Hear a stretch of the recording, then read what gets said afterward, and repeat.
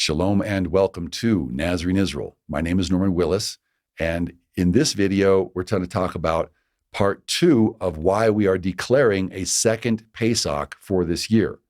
So I am actually going to invoke the fair use clause. I just would like to remind everyone, our purpose overall is positive. We do need to get into some criticism. We do need to get into some teaching about the things that are right and the things that need some improvement. And I ask everyone for their prayers for everyone who is involved here, especially for the 14 people who turned out to do a Barley search. Now, one of my hopes is that if anyone goes on a Barley search in the future, hopefully you can take a look and see what are the good things that both Becca and Joe and his team have done this year, so that next year the search can be better and the reporting can be better and more theologically accurate. So that's what we're really going for here. People tell us all the time that, Norman, you're talking way over our heads. Okay, well, here we have some real life practical examples. So let's dig in. Let's take a look. What are the things that we need to know? Okay, so far in part 1, we talked briefly about a situation overview. We talked about a scripture overview, and we said that we're going to talk about the harvest sheaf camp or the false fruits camp in an upcoming video. Okay, in this video, we're talking about the true first fruits camp, and we're talking about the chronology of how things have unfolded and how I experienced it, just so you can get an idea of how things go here. Now, in this part, we're going to talk about Becca Bitterman's early searches and especially the techniques that she uses. Watch her technique. Her technique is so very good. Then we're going to talk a little bit, I guess we're actually not going to talk about Becca's review of Joe's search, but that's what I watched Becca's review of Joe's search, and I agree with the vast majority of what Becca said. I'm going to bring you some additional commentary, my observations in this video. Then we're going to see and talk about Sighted Moon's search, where Joseph Dumond brought 14 additional witnesses. I believe that's the correct number. And they came and declared the Aviv barley retroactively for the month. Then we're going to talk about Becca Bitterman's later searches. And then this part's going to be very difficult. And again, remember, we're trying to do something positive for our movement, for our people, for our nation, and for our Mashiach. We're going to talk about Becca's self-report, and we're going to see why we all need to pray for her. And then we'll also talk about Becca's most recent search, which she posted yesterday, which impacts Joseph Dumond's search. And then at the final end, again, we're going to talk about Second Pesach. So if that's all you want to know is the scripture, please feel free to fast forward to that, but you're missing out on some very good stuff. So if you actually go through and you watch what it is that we're teaching here, you're going to see, why are we ruling this way? What are the reasons? What are the differences? And this is all going to have an impact again when we talk about the harvest fruits camp in a couple of weeks after they get going.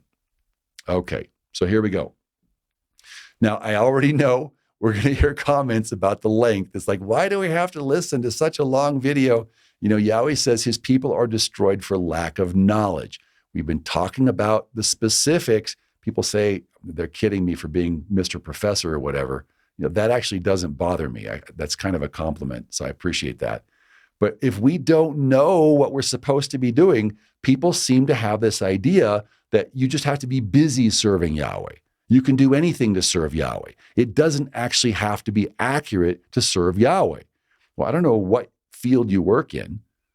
Let's say you work in construction, but you don't build the building according to the blueprint. Are you going to get paid? Is the building going to stand up? What if there's an earthquake? If you didn't do all the things you're supposed to do the way you're supposed to do them, how's the building going to function? So, if you're working computer repair and you don't put all the parts in piece, or computer assembly, if you don't put all the parts and pieces together the way they're supposed to be put together, how's that machine going to work? What if you're a surgeon? Everything's got to be done exactly according to the plan if we're going to please Yahweh. And of course, that should be all of our goal We should all be keeping our eyes on the day of judgment so that we will eventually please Yahweh in that day of judgment.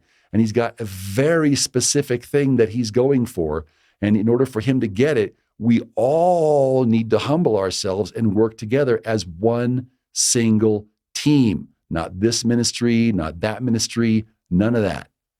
Okay? We all need to reread our renewed covenant with an idea not of reinforcing our prejudices, but learning what we're actually supposed to be doing. Okay. So if you're worried about the length, we have all Shabbat. The whole day is dedicated to Yahweh. We should be trying to learn what we need to learn so that we can do what we need to do in order to please him, since he is our first love. Now, technically also, the reason we need to know when is the calendar. I've heard people say, I just give up. I'm going to go back to the rabbinical calendar. Okay, well, the problem with that is the old rabbinic saying is, whoever's calendar you keep, that's who you worship. Okay, so if we're taking care to keep Yahweh's calendar as commanded, it's difficult, I know, but that's how we're worshiping Yahweh. We have to enter into the kingdom through many trials and tribulations. Okay, studying his word, that's not even a trial or a tribulation. That's just studying his word. But if we're following the rabbinical calendar, who are we worshiping?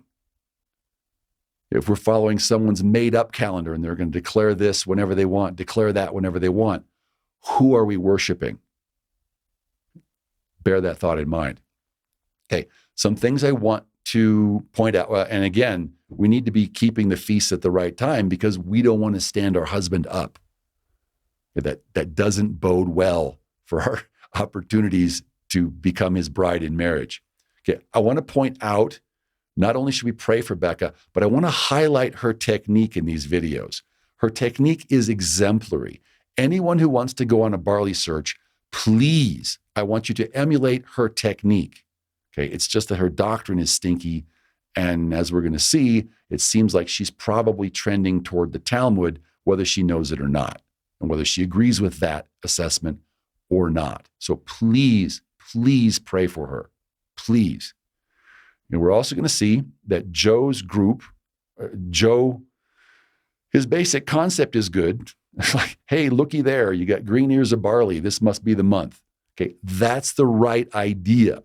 Okay, but there's just a little bit more to it than that, Joe. Okay, so good job, brother. Good job. Okay, you got your Farmer John technique, but you can do much better. Okay, especially in terms of your terminology and your theology. It's inaccurate. Okay, so we're going to talk about all that. We need to not use misleading terminology. We need to use accurate precision technology because people depend on these reports. People are going to start their year or not based on these reports, and the reputation that we establish for ourselves, people are going to use that in future years. So there you go. Alrighty, so as we said in the last part, when we got Joe's letter and he really got our attention with some of the things that he said we have dough with 11 days to go. That's going to be ready unless Yahweh sends a blizzard. So we went through Joe's videos, start, stop, rewind, look at this again, look at that again. We went through several times. Problem, again, we had to disqualify all but 2 of his Aviv sightings just based on what we could see. And then we had 2. One, to me, still looks solid. And then now we'll talk about, based on Becca's report, the other one, the second one is kind of shaky. It's kind of questionable. So again, Joe, you got the right basic idea. Your team, you guys have the right basic idea. We just need to boost the technique. Okay. So some of the things you're going to see in Joe's reporting, he gives very limited reporting of how close he is to the road.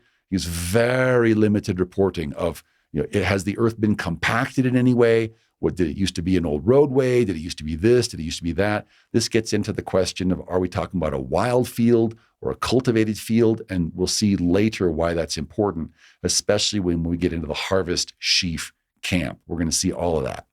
Okay. So also Joe gives a very limited, kind of a sketchy reporting on the edibility, or what you might call the starch content. Okay. So you're going to offer the first of your first fruits to Yahweh, like it was in the Garden of Eden. We need to bring our first and our finest.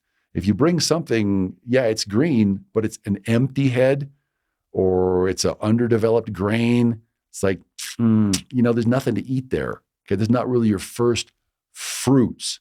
That's not really your first and finest of your crop or of your wild or whatever you got. So that matters, and we'll see, particularly in a marginal year, and I would call this a marginal year.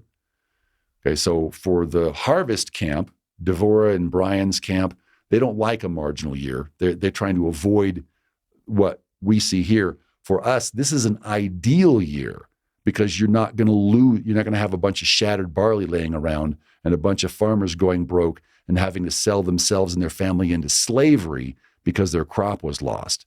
Okay, so for us, this is an ideal year. So that's why it's of concern that Devorah, Brian, and now maybe even Becca, like they don't find what they need in this year. Okay, that's a big concern, and we're going to talk more about that. Now this one, part C and D, these are the two most important. I mean, even more important than these other two. So I wrote to Joe and I asked him, so we're going to see some of his reporting, and I wrote to ask him questions about this because this is his barley reporting. And basically I got back this thing that's like, no, we don't owe you any, do your own homework, I think is what he said. We don't have time to do your homework for you. So this is the kind of a concept. It's like, wow, okay, are we all working together at Yeshua's ministry, or are we a bunch of lone cowboys and cowgirls all with our own individual named ministries? That was just shocking to me. So Joe had a refusal. You won't see that in the videos, but I'll point out certain things and certain questions that I wrote to Joe about later, and Joe refused to comment on whether the barley was fallen over because it was fallen over with age because it's so ripe and it's falling over in the wind, or whether it was kinked or crushed by animals, walked on by people. He refused to comment on those things. Okay, everyone's got to take their place. If you're a barley witness, that doesn't make you in the role of the priesthood to where you can declare the month. Okay, you're even in construction, you have verification parties. That's what a UL rating is all about. Okay, if we're all going to do what Yeshua says to do, we're all going to follow the example of Acts 15, Acts 21. We're all going to work together as one single nation and undo the damage called by the great falling away, which is what we're supposed to be doing here. We all need to be humbling ourselves, taking the low place and working together. Okay, so if you're going to be a barley witness in future years, we need to work together. And of course, the biggest thing, no retroactive declaration. It causes so much chaos. If you could read the letters, we'll try and do a question and answer section next week, Father willing, if we get time. There's just so many things going on. I had 2 other projects I was going to work on for this week. Those got shelved. So we got his report 16 days after Rosh HaDesh. So there's a retroactive declaration. It was 2 days after the Pesach. How are you supposed to keep the Pesach when you don't get the declaration until after the Pesach? So just unbelievable. Alrighty, so again, quick recap. What you're going to see in these videos, there's a difference. There's basically 3, there's a wild versus domestic controversy. Some people, for example, Devorah, we'll see in the next set, they want domestic because Egypt was destroyed when Yahweh hit it with the plagues. Yeah, Brian Convery wants domestic. We like the domestic argument. So there's also a wild argument. Now you're going to see Becca Bitterman insist on wild barley because it allegedly shows her what the land is doing. And she feels that this is a commandment from Yahweh, is for her to report on what the land is doing. Okay, now we don't see that in Scripture. However, we also like the wild barley approach, and you'll see Joe use wild barley in places. We take the combination approach. I want to speak for Joe. I think Joe also takes the combination approach. But there's merit, and we could talk on this for a long time. We might have to make a separate presentation. But basically, the argument is take whatever Yahweh sends you first. Okay, because what we're trying to do, we're trying to present the first and finest to Yahweh so we can clear the way for the rest of the harvest, so you don't have a bunch of shattered barley on the ground and farmers selling themselves and their family into slavery. Okay, so we will take whatever comes first as long as it's a quality field, as long as it's, we'll talk about this as we go through. Okay, there's more to it than that. Okay, so again, here's the order in which I watched the videos, and this is how things unfolded for those of you who want to know what the thought process was. So a few weeks ago, again, and things are just so busy here all the time because there's more to the worship than just the calendar. I know that may come as a shock to a lot of people. But so a few weeks ago, I watched Becca Bitterman's 3D Biblical Calendar Experience, Part 3, or whatever it is she calls it. But this is where she showed that, yes, there was Aviv barley at the pump house area, but this is why she disqualifies that. And we're going to see a snippet of that here in just a moment.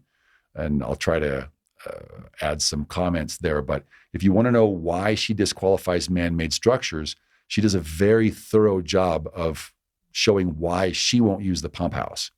Okay, so then Joe retroactively declared the month of the Abib, and I was trying to make time to watch that, but there's just so many things going on, working 80, 90 hours a week. And so I was trying to make time to watch it, even though we can't go with a retroactive declaration. And then up in my feed first came Becca Bitterman's correction of errors to Joe's new moon sighting. So I watched that, and Becca went through. Now, this is interesting. Becca went through and she talked about why she rejected Joe's report. And she didn't report on his Checkpoint Charlie area. She just said she didn't find anything in Checkpoint Charlie. And we're going to talk a lot more about that, and how coordination between the witnesses would be so very desirable for all of us. Alrighty, so then Joe wrote to me and encouraged us, shall we say, to watch his inspection reports, and saying he had dough with 11 days to go. So again, that got my attention. So we watched Sighted Moon's 4th day of inspection. We're going to spend some time on that. That's a very interesting video. Again, we disqualified all but now one of those witnesses. But from what we could see, the Checkpoint Charlie witness, that's valid. So we're going to spend some time on that. We're going to camp on that. So then we watched after that, Joe had another video, proof that we are now in the month of Aviv, or Abib. Becca later did a video on that. Number H there, or entry H, was Becca's Mash N review. And Becca went in and disproved that field. Or you could say it's a questionable field now. So Joe's calling it proof. Becca has questions. Again, this would be great if we could get the barley witnesses on the same page, using the same standards and the same terminology. Alrighty, so moving forward, Becca then did a barley inspection of the north. I went through that. We'll talk about that, I think, a little bit. Then you had Becca's barley inspection of the south, and we're going to talk about that quite a bit. Becca said some rather shocking things in there. And then we're going to come to Becca's, was brought to my attention, Becca's recap of the barley and wheat season from June 2025, meaning last year. And again, Becca says some other things that are just, to me, they're shocking. They're mind-boggling. And then we're going to see Becca's Mash N review, where she talks about Joe's alleged proof that we're now in the month of Abib. Okay, so that's the list. So now let's get started. I think there's one more thing here. Yeah. Again, we talked about the heat island effect. We're going to see that in this first video. So whenever you have a blacktop or a road or some large parking lot or some man-made structure, it's going to heat up everything in the area. Okay, so I looked this up. I did just a quick Google search. How big of an area does it affect? So Google AI said the heat island effect from blacktop or asphalt roads generally alters crop growth in the immediate vicinity, with the most significant impacts on soil temperature and evaporation. And evaporation will dry the barley out and cause it to ripen sooner occurs within the first 5 to 10 meters of the road edge, or you could say 5 to 10 yards, or maybe 6 to 11 yards. So what are we talking about? Like the first 16 to 33, 34 feet? Now that's the most significant impacts. Now what that means is there's, depending on the size of the blacktop, or depending on the size of the building in the parking lot, there's significant impacts on crop maturation and growth more than 30 feet, more than 33 feet. So we don't know exactly how far. It probably depends, of course, on the exact specifics of what we're talking about.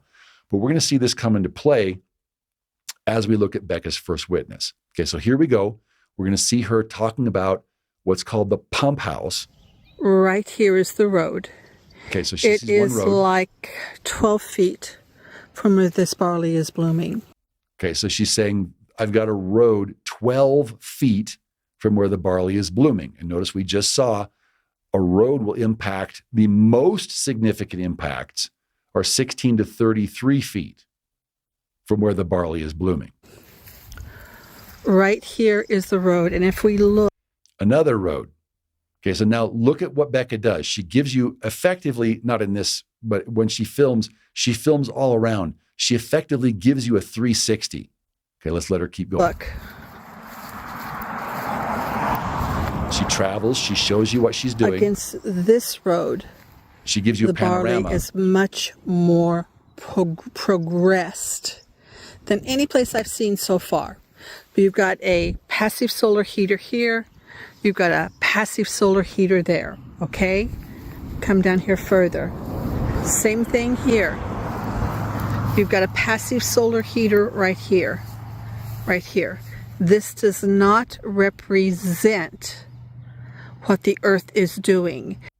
Okay, now notice, here's Becca's theology. She feels that Yahweh tells her that she is supposed to report on what the earth is doing.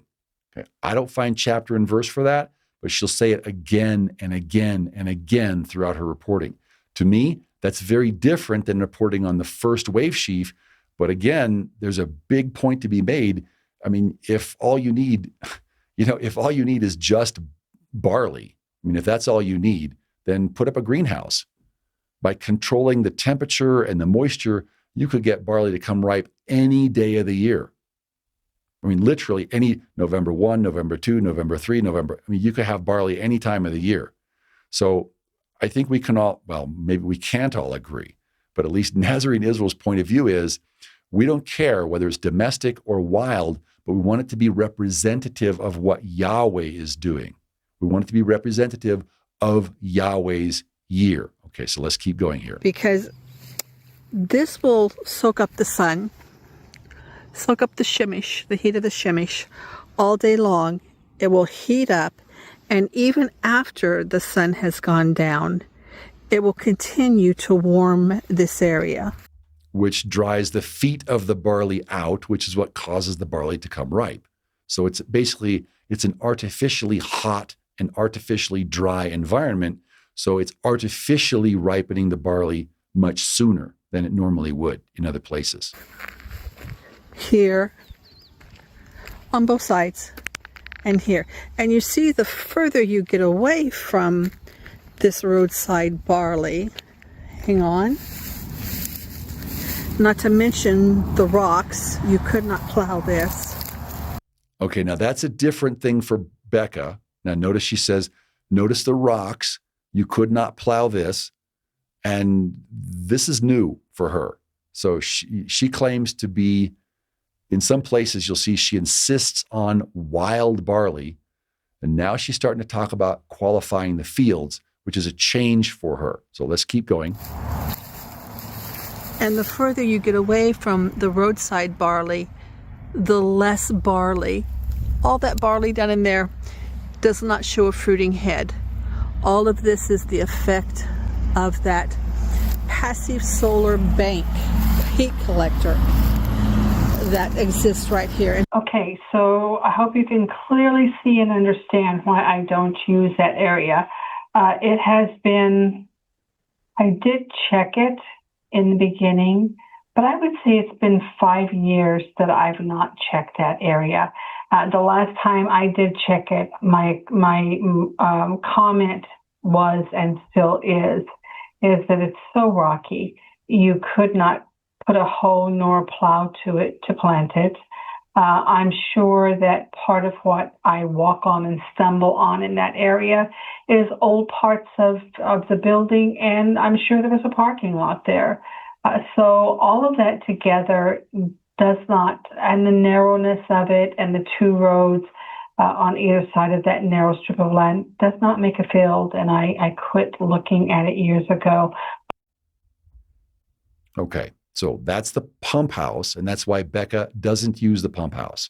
Okay, later you'll hear her say she only will check wild fields, but here she's saying some things that have to do with domestic fields. We'll come back to that later. Okay, here we go. On to a different clip. Now, this is Joseph Dumont's party at Raim. So we are here just a little bit outside of Raim, searching for some barley. We did find some at the music festival location that does have some dough in it. Right now we're searching for enough barley. Okay, so he's searching for enough barley. That's good. They have an understanding. You can't just take a small quantity. You've got to have enough. That's good. Let's keep going. But these are the green ears, the month of Aviv. Okay, that's basically correct. Okay, so you're seeing green heads, you're seeing green ears. I mean, and there's some sightings that'll be so marginal. Some years there won't be enough to declare, but this is what we're saying. When you have green ears by the first of the month, okay, not later in the month, by the first of the month, then you will have something 15 to 21 days later for the wave sheaf. But notice they're inspecting late. So that makes the year very, very marginal, very, very questionable. Let's keep going. We are searching and looking. They're searching and looking. That's good. Okay, so let's go here now to the next So we're one. here at Tel Gamma. That's one of the places where Yoel likes to come. So we're just taking a look at it. Okay, so it's Tel Gamma, and Yoel Halevi likes to go there. So they're looking. Now notice he's going to say some very important things here. He's going to say you've got green heads, but they're empty. Very important. Notice that. We're in the backfield. We got wheat, fields, and fields of wheat. All green heads, but the heads are all empty. Very important. You can have green ears, but they're empty. So it's not just that you see green ears and you get on the plane and declare the month of Aviv that you're going to go there and find green barley. You must physically go and inspect. I'll tell you that. We checked a few. They're all empty. And we're showing them the difference between wheat. Wheat's got 2 on, barley's got 1 on. And then when we come over here, we're just going to go up there and see what's on the hill. But, you know, it's still right on the cutting edge. Okay, so that's Tel Gamma there in the background. So Tel basically is a promontory, a buildup. So it's right there on the cutting edge. He's telling us this is a marginal year. Okay, he's putting himself in a predicament because he's coming after the first. He's doing his barley inspection after the cutoff of the first. So it's kind of dicey what he's doing to start with. So that's Tel Gamma. There's lots of barley on this side of the road and wheat on that side. We're just exploring, seeing what we can find. So we're still looking. Well, Joe, brother, I love you very much, but you're doing more than that. You're not just exploring and seeing what you can find. You told people that this is going to be the month of the Aviv because you saw green heads, even though now you're realizing, okay, some of them are empty. And you're coming after the first, so you're putting yourself and your reputation at risk, brother. You shouldn't do that. There's a reason for a first of the month cutoff date. Okay.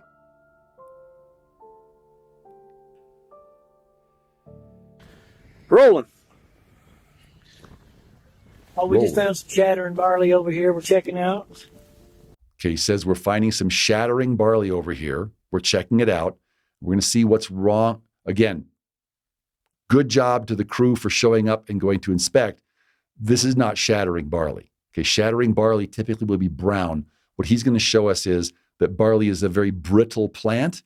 And if you snap it with your fingers, if you flick it, you can break the head, even though the head is still green. Okay, that is not shattering barley. That's just a characteristic of barley, that the head is very fragile. It's Gaza in the background. Pinch it with my nail. I mean, that's some good dough right there. Okay, now one of the things you're going to see with Joe's group is that they're going to squeeze the barley and it's going to pop out. Okay, if you squeeze barley and it pops out, that's what's called the worm stage. So if you had a worm and you were to squeeze a worm, it would pop out. Or if you squeeze the husk and it pops out and it looks like a worm, that's not dough. Okay, so that's worm. So this is one thing, and I'm not sure, I wasn't there, but I believe all of these volunteers probably learned their terminology from Joe. So again, when you're declaring that you have dough and it's actually in the worm stage, again, it lessens the credibility of your report. It makes it harder for everyone else to find out what's really actually truly going on. I can squeeze it and it's still there. And it's shattering. Show us that shattering. He's going to flick it. Okay, that's not I just shattering. busted in half. The whole thing just fell off. Well, that happens when it gets dry and it's ready to come out. Nope, sorry. That's a Some characteristic section of ready. green barley. You can smack green barley, you can flick it, and it will break. Okay, but still, good job for doing the inspection. That's over there is just out of the booth. That's out of the booth. We haven't been over there because we've seen some guys over there. So, let's keep our distance. Do you see how close they are to the road? We'll see the road in just a second here. Let's order the road. What?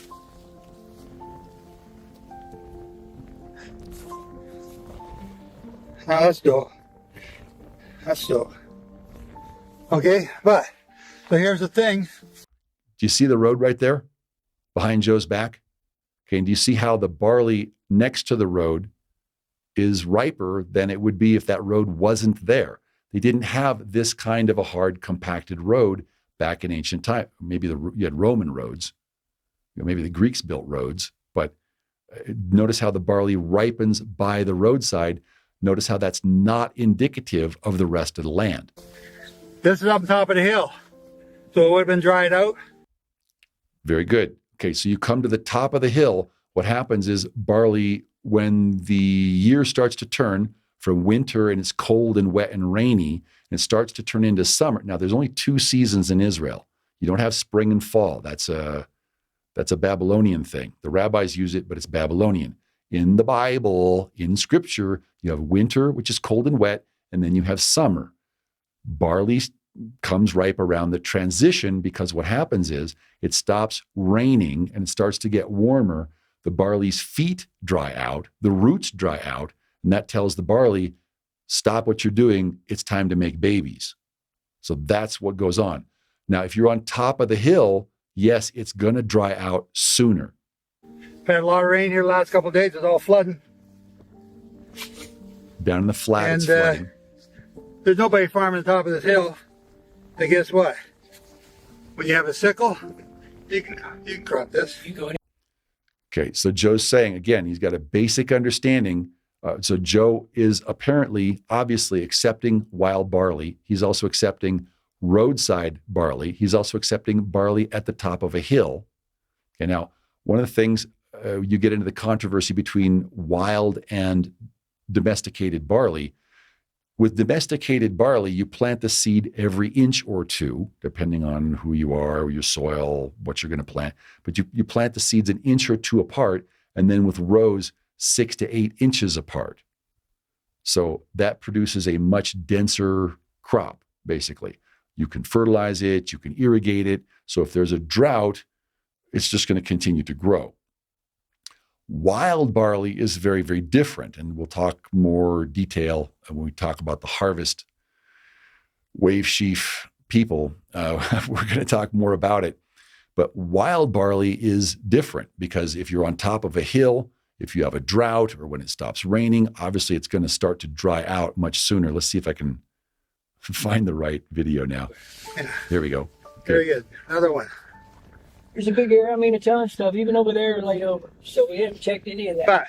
But again, we are looking for enough to do a big salad bowl. Okay, he's looking for enough barley to do a big salad bowl. Now, the amount of, how should you say, the number of square feet or square meters that it takes to do a big salad bowl is going to be different if you're doing domesticated barley that's irrigated, that's planted spaced so far apart, maybe it's been fertilized. You're going to have to use less square feet or less square meters of domesticated barley. And if you're using wild barley, which seeds itself year after year, depends on the spacing. You might need more than that. We're looking for a field, 10 by 10, roughly, for an homer. You're saying 12 or 12. 12 by 12, okay. Okay, 8 by 8 or 12 by 12. Again, it depends on how densely or how sparsely the barley is packed. 12 by 12. So that's green ears, that's got dough in it. Again, as green ears, yes, whether it's worm or dough, he doesn't give us any close-ups. I'm not declaring the month yet, but I am getting close. And just at the top of Tel Gamma, not at the bottom, just so y'all know. We're just Sent Randy up, Billy Goat Randy up the hill here. I couldn't make it up. He said he's got dough. I said, no way. So we come running Shattering up. Shattering dough. Shattering barley. Okay, it's not shattering barley. You've got what appears from a distance, and he kind of holds his hand out. You can't really tell. Later, we'll see how Becca does some real close-ups. Becca gives you a close-in, and she'll hold it there. That looks to me, from what they're doing, it looks more like worm and not shattering.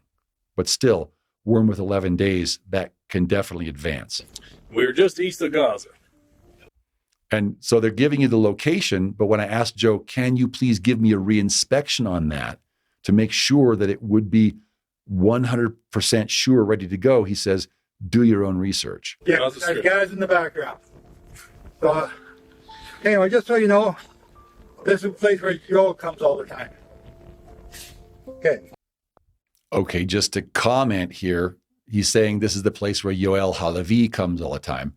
I haven't tracked Yoel's work because he typically goes out with Devorah, but there are some barley searchers, we'll see later, they will disqualify Tel Gamma and other hilly places.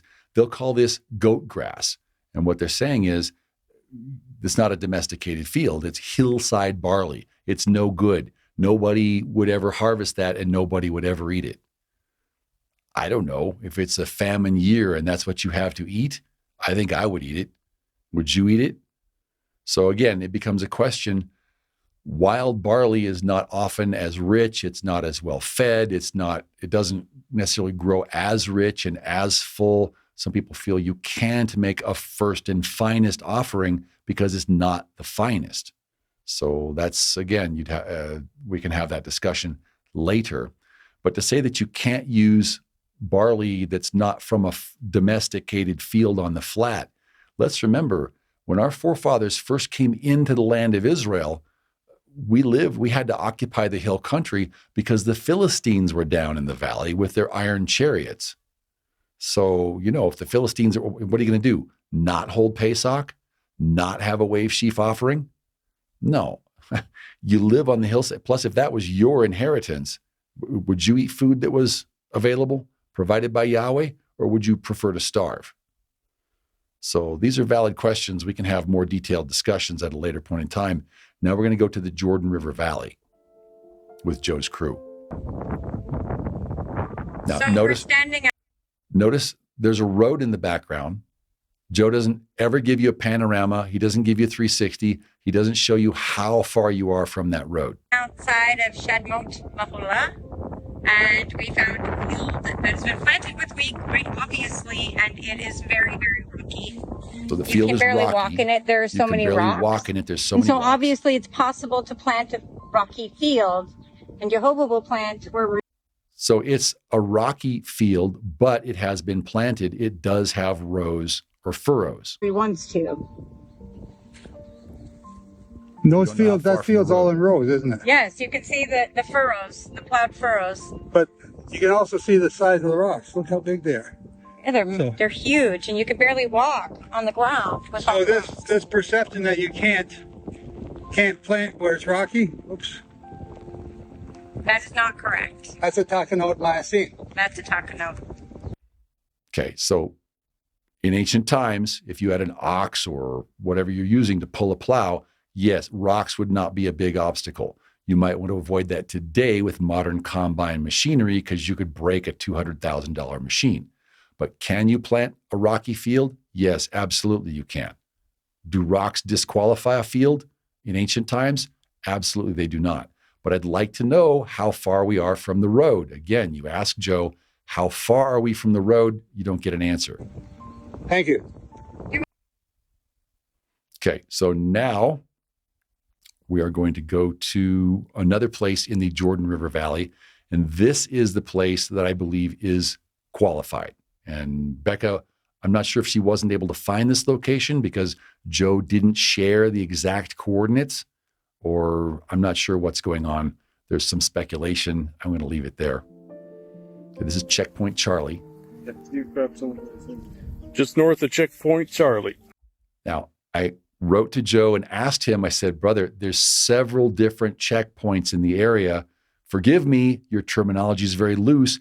Can you please, is it Kalandia? Which checkpoint are you at? Again, he's like, I don't have time. Okay, so here we go. But I'm down in the boot, like 1 or 2 inches down. Now notice the road. You see the road in the background? You see the truck on the road there? They're a good ways away from the road. To me, they're away from any kind of a heat island effect. And they go through the various checklists. They say it's away from the road. It hasn't been walked on by man or beast. I couldn't find out if it was a previously compacted road. I couldn't get grid coordinates from him. It's the day and age of GPS. It would not have been hard for him to do. He wouldn't do a reinspection, but take a look at the condition here. It's very advanced. Becca says she came to the Checkpoint Charlie area. She couldn't find anything that advanced. You know, Becca knows the land very well. Sharing a little bit of information would have been a great thing. No electric lines. It's not on a hill. No irrigation. What's the other one? No farming beside it. No rocks. No rocks. No farm. No sheep. You see, they're trying to make a qualification of the field. Good job. Stepped on them. No.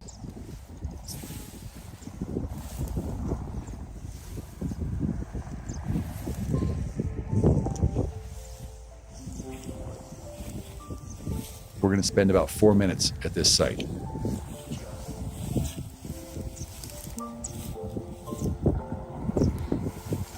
Same. I mean, it's Definitely a little more plumper over here, though. breaking right up. Okay, that shows nothing. Can break barley. Okay, now they'll squish it and it'll pop out, but they'll call it dough. When actually it's worm. I mean, it came out, but it wasn't like a worm. No, that is worm. If you can squeeze it, it comes out. That's worm. You squeeze it, it pops out. That's worm. No, I Not can't dough. push that one out. I got to cut it with my thumb. There's the meat. So that's dough. Mm-hmm. That's got Soft dough. So we have all stages right. There's no. Still, with 11 days, Just pressure. For whatever reason. okay, they're mislabeling it. They're saying it's dough. It's actually advanced or late worm stage, but still, with 11 days to go, that's plenty of time. They're in shirt sleeves. It's not cold. The weather's good. That's plenty of time to advance to medium dough. And this is all dry up here, but I mean, yeah, the barley goes quite a ways. Now, Devorah would likely disqualify this site. She would say it's not you don't have a harvestable field. You only have a patch of a certain size. And that's because Devorah isn't looking to bring the very first to clear the way for the rest of the harvest. Like Josephus says, Devorah is going to say, no. The whole field has to be ready to go. Devorah is going to want to see something shattered and fallen on the ground already. She's going to see some farmer lose their crop before Devorah is going to declare the Aviv. Okay, I agree more with Joe's search party here. You can see them trying to do a responsible job of qualifying this field. Let's keep watching. If we change our opinion. Maybe so. Same field. Same Wouldn't field. that be something? That's down at the bottom of the hill where the water collects. Yeah. That's where it goes away first. Yeah, from, yeah. But I think, I don't know, I think the sun. They get us being flatter right here. Down there is definitely not as. Yes. It gets all day sun. There's no mountain ridge or anything that's really blocking it for, the first half of the day. They're saying it's going to get plenty of sun in the remaining 11 days. It's going to ripen up. It's going to be ready in time. I still want to see that.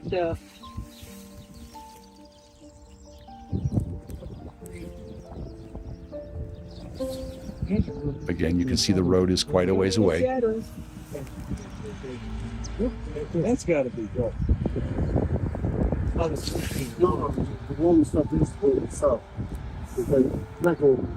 Yeah, this is a lot drier than the world.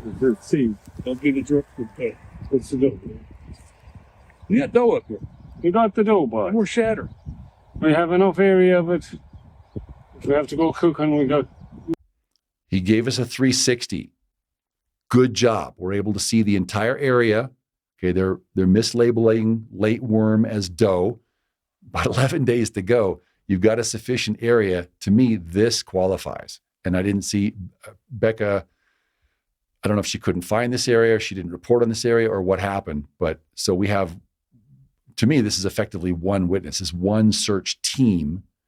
But this is what did it for me. We got enough to cook. We have an area of probably, 60 by 300 feet. Yeah. If we wanted to be 60 hard on the feet by Palestinians, 300 we'd send them feet. out collecting seeds. There's the chairs. See the chairs. There's your chairs compared to the wheat, Yeah. right? What do you want us to do? Go pull the chairs? He said, no, let them grow together, right? There's your chair.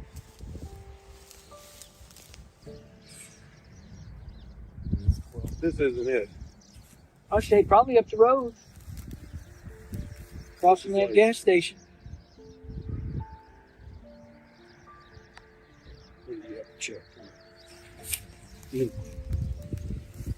This is what made us decide to declare Yeah, we have Second Pesach. stuff on all of these things.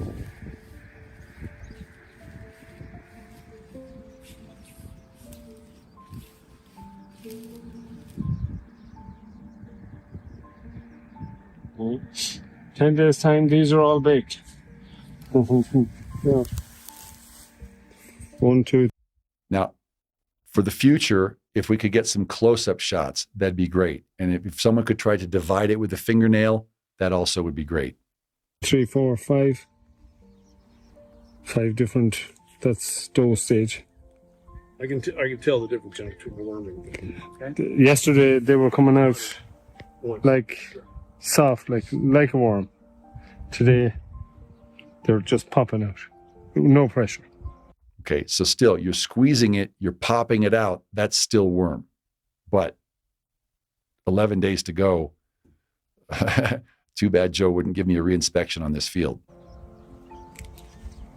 So one day closer. Nope, just a little bit of pressure. There it is. And barley ripens up very, very quickly in the end stages. So when barley starts to reach this stage, 11 days, that's plenty of time. Okay. So now we just took one here, one of the ones that had a little tinge of brown on the end, and Roses broke it open here. 11 days to go. And what is it, Rose? That is worm dough. Worm dough. Okay. Here's some imprecise terminology. Okay, either it's worm or it's dough. One or the other. Okay, worm means you can squish it and it pops out like a worm. Dough, you can't do that. If you squeeze it, it doesn't pop out. All right. Right. You got another one? Just do another one. And Becca also makes the point that you can't use the Zadok's scale with wild barley because it just doesn't correspond. The Zadok scale is for cultivated barley. I'm not sure where it was done, University of Wisconsin, something like that. But it doesn't work with wild barley. It only works with controlled, domesticated barley. But you get the idea. The point being that the progression happens very, very quickly in the end stages.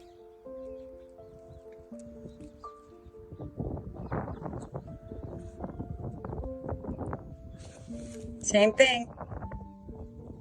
Okay? And that's this little patch right here. Right there, you see the little brown tips, see the brown legs down below. I just showed you the video. And that little brown patch goes all the way down that hill, all the way in the middle of that field, all the way over there. And it's consistently worm dough everywhere we've been checking. Okay, wrong terminology, but there's a lot of it, and there's plenty of time for it to make it to be parchable as a minimum for the wave sheaf offering. Okay, this was the other thing that led us to believe we need to declare a second Pesach. And in 10 to 11 days, that'll be hard dough wave sheaf day. Hallelujah. Hallelujah. Again, just another spot here at Checkpoint Charlie, showing you other people have been here. All laid down. It's all laying down. The green heads, not the month of brown heads, but the month of green heads. Okay, again, he's got the right idea. If you've got green heads by the first of the month, you're going to have something ready in time for the wave sheaf day. Again, the problem is here, he's going out after the first of the month, so it becomes a little sketchier. In this case, Just check a couple out to see. I said, hallelujah, we've got a field of barley. This is a field of barley. A whole field of barley. As far as you can see, barley and wheat mixed together. But there's a lot of barley. I don't know what happened to the wheat, but there's a lot of barley here. This is amazing. Praise Yah. 1, 2, 3, go. Okay, so this one is obviously dried out. It's done. It's about to fall and become seed. It just falls apart if you touch it. And you can. Okay, that's different.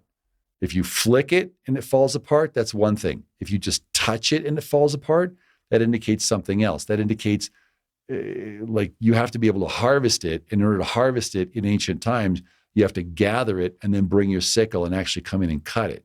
And if it's going to shatter when just in the act of cutting it, that qualifies as shattering heads. You see there are several here that are just like that. This one, if you flick it, it just falls apart. Flicking Let's do that one. Let's open it one up and see what's inside. And this one is completely dry. And if we open one up,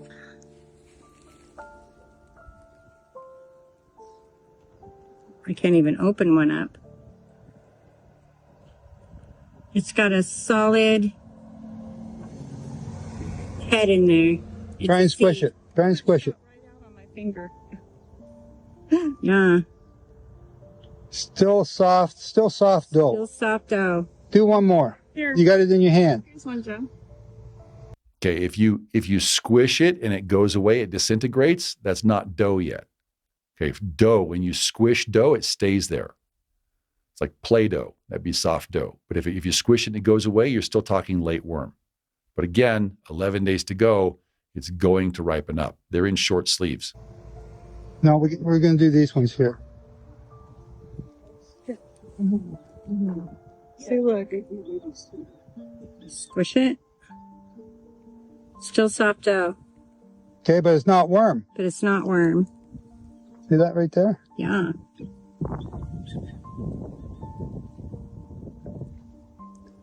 I wouldn't shoot off all my fingernails. But look. Okay? So that's right here. Are we declaring the month of Aviv right now? We don't have to. Anybody watching this can do that by themselves. It is the priesthood's job to declare Aviv barley for the nation. It's not the job of independent witnesses. Okay, that's a very messianic thought. That's a red horse Asavite thought. Okay, we need to move on as a people. All you got to see is the evidence. You need to verify the evidence for yourself to make sure that the declaration is correct. But it's not the job of independent barley teams to go running around willy-nilly declaring the new year. That's one of the problems we have with the movement these days. That one's still a little bit wormy. But they're all that way. They're all that way. Every one of them. In this whole section. I haven't picked one that wasn't at least worm dough.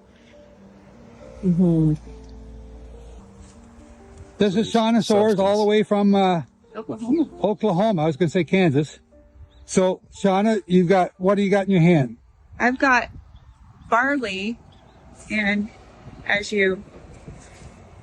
What stage is that at? it looks like it's wormy, so it kind of shoots out, and it's a little wet.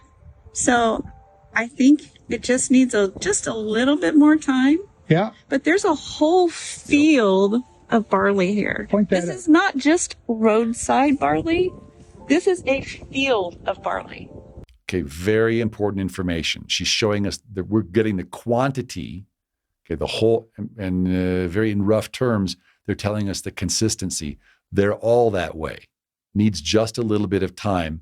So just a little bit better terminology. To me, this, again, this is a good witness here. And this barley is I mean, to say the terminology could be better, but they're showing us a good field. beautiful. It's tall. It's green. It's all starting to lay over. I mean, it's a little We have barley laid over with the wheat. with the wheat, but you can see. Now, Becca will disqualify a field if it has wheat in it. I don't want to say too much. We'll talk about that some other time. We don't. We're looking for the first barley to come ready. See how much barley we have here. It stretches all the way down into the valley. Yeah, there's a whole section we didn't even look at over there. Right. So yeah. So I mean, the evidence speaks for itself. doesn't it? It does. All you got to do is show them the video. We don't need commentary. Again, Joe, it's not each individual person's job to do what seems good and right in their own eyes, brother. We need to have unified witnesses. We need to have a unified declaration for the nation. Okay, good job finding the barley. Good job reporting it, but we need to do better. The month of Aviv, the month of green heads, right? That's right. And it's even green when you open it up. Yes. Okay. I'm here to witness and testify to it. And Yeah. here it is. I can't not say it. If it wasn't here, I would say it wasn't. Yeah. Yeah. Thank you. Okay, so Okay, we just took one here, one of the ones that had a little tinge of brown on the end, and Roses broke it open here. And what is it, Rose? That is worm dough. Worm dough. All right? Right. okay, now we're coming here to Shiloh. There's 10 days left, and we're going to comment quite a bit on this one. Okay, so now notice the roadside. We're here in Shiloh, and it's cold. Okay, notice they're right on the side of the road, and they're going to use barley that's basically effectively right there in someone's front yard. It's very cold, and every time we come here, it's cold. I'm here with Richard. We're just driving around to go into the ancient place, and we've seen this barley blowing in the wind here. Look at this. It's right here in their front yards. And we took, I flicked it, and it's shattering. Again, flicking it does nothing, and it's not really what you'd call a field, and it's not indicative of what's going on in the rest of the country. Let me see if I can do another one. The green ears, right? Look. That's shattering. Awesome. So I'm going to grab one. Right? Grab this one. That's called cherry picking. Take the top. Let's take a look.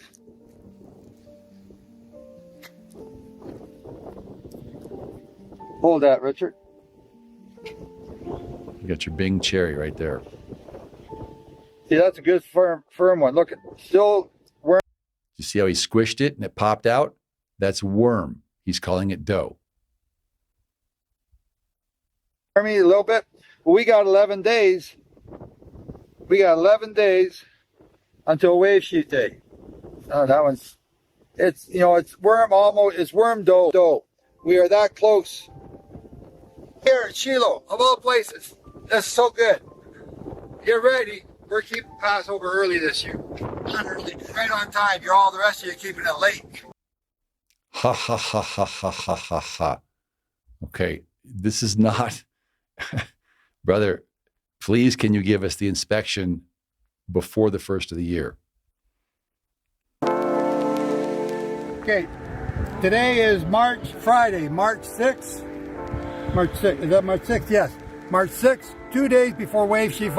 Now, this is Joe's inspection in Mash'en. Okay, and Becca's going to later come and give us more detail. Notice, you're not going to see Joe give us a 360. I'm going to write to Joe. I'm going to ask him, please, to give us more details about the surroundings. He's not going to give it to me. He's going to say, I don't have time for you. Offering. We're at Mash'en. Now, we've been to Mash'en a couple times before in the past. This is where I had Anthony and Notice the road in the background. I forget, Anthony and somebody, we took a picture here last year. So we're just going to come in here and show you. Now, we just by chance found it. We weren't even thinking. And look at all this stuff right here. It's already brown. Okay, he's saying it's brown and it's fallen over. Is it fallen over because someone's walked on it? Is it fallen over because animals have wallowed in it? Why is it fallen over? Is it brown because it's compacted earth? Is it brown because it's an old roadway or an old parking lot? Why is it brown? It's not just enough to say, hey, we have green heads and some of it's brown. We have to know, why is it brown? Is it indicative of the rest of the harvest? So, if you look at it, right, here it is. That's called cherry picking. He's taking one stalk and not grabbing a handful and inspecting the whole handful uniformly. We'll just take that.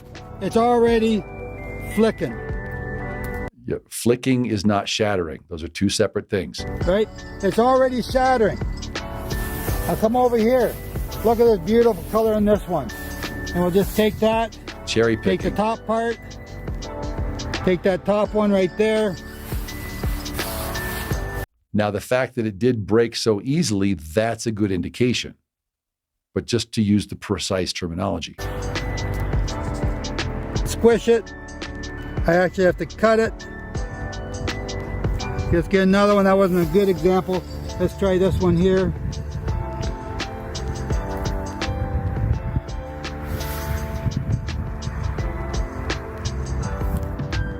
I actually have to cut that with my finger.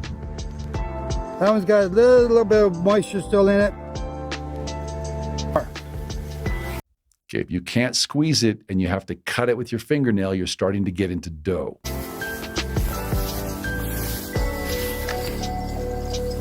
They're all bending over here. Why are they bending over? Have they been laid on? Have they been walked on? Have they been trampled on? Why? This is Mash'en. Can't squish it, cut it. That one's getting hard. There. So yeah. That's hard dough. You got it? So yeah. Okay, he's calling this hard dough because he has to apply force to get it to break. But truly hard dough, you can't. I mean, like if you go to, oh, I just switched away from the thing. It'll work. If you go to some place like Whole Foods or a grain store or a co-op and you buy grains, try to break those, try to cut those with your fingernail. You can't squish it. It doesn't squish out. You can't cut it with your fingernail. It's hard. Okay, that's hard dough. Let's see if I can find the video again. Okay, now this is going to be Mash'en. This is Joe's second witness. This is the video that he calls proof that we are now in the month of Abib/Aviv. Okay, today is Friday, March 6th. 2 days after he ate the Pesach, 2 days before he'll offer the wave sheaf offering. March 6th, is that March 6th? Yes. March 6th, 2 days before wave sheaf offering. We're at Mash'en. Now we've been to Mash'en a couple times before in the So Mash'en is north of Gaza. past. This is where I had Anthony and I forget, Anthony and somebody, we took a picture here last year. So we're just going to come in here and show you. Now we just by chance found it. We weren't even thinking. And look at all this stuff right here. It's already brown. Okay, he's saying, look at all this stuff right here. It's already brown. Okay, but brother, why is it brown? Okay, is this brown because of a significant heat island effect, or is this indicative of the nation as a whole? Has the ground been compacted? Is it perhaps an old parking lot that's been covered over with a light amount of earth? Why is it brown? You don't tell us. You see all that barley is fallen over. Why is it fallen over? Okay, in this particular case, it looks like it's more mature, but it could be stepped on by humans. It could be stepped on by animals, could be wallowed on by deer. Why is it fallen over? So, if you look at it, right, here it is. We'll just take that. It's already flicking. We've already talked about flicking does nothing. Right? It's already shattering. Shattering means when the wind is breaking it. Now come over here. Look at this beautiful color in this one. This is called cherry picking. Okay, look at this one. That's cherry picking. You got a big cherry there. And we'll just take that, take the top part, take that. Now that's a very good sign. It is, you don't have to wrestle to get the grain. It's brown, the head is coming over. Those are all indications it could be much more mature. But then you're taking one particular stalk instead of taking a handful. That top one right there. Squish it. I actually have to cut it. Let's get another one. That wasn't a good example. Let's try this one here. So you're going for a specific result rather than taking a general sample of a handful.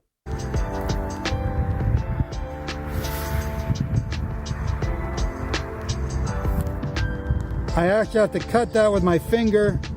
That one's got a little bit of moisture still in it. Okay, but notice he was able to cut, I'd have to take a closer look.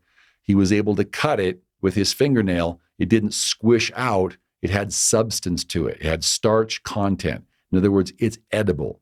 You'll have to roast it or parch it in fire, but there's something edible there. That qualifies for a wave sheaf offering. The only question is it indicative of the harvest in general, or is this a hot spot? They're all bending over here. This is my shen. North of Gaza. Can't squish it, cut it. That one's getting hard. There. So That's hard dough. You got it? Okay, if it was hard dough, you wouldn't be able to cut it. That's the definition of hard dough. You're not able to cut it. This he's able to cut, break it in half. That's something less than hard dough. I'd have to see close-ups to be able to tell better. That's hard dough. Okay? So, let's take another one. We're not cherry picking. You're cherry picking. That one I had to cut too. Again, hard. That's not hard. If you can cut it, it's something less than hard. To me, just from a distance, that looks like medium. Dough. Let's walk over here. So that's this area here. Look, it's all lying down. Here's another one. I'll just take that one. Cherry picking. Take the first couple heads. Okay, a head is different than a grain. He took the first couple grains from a single head.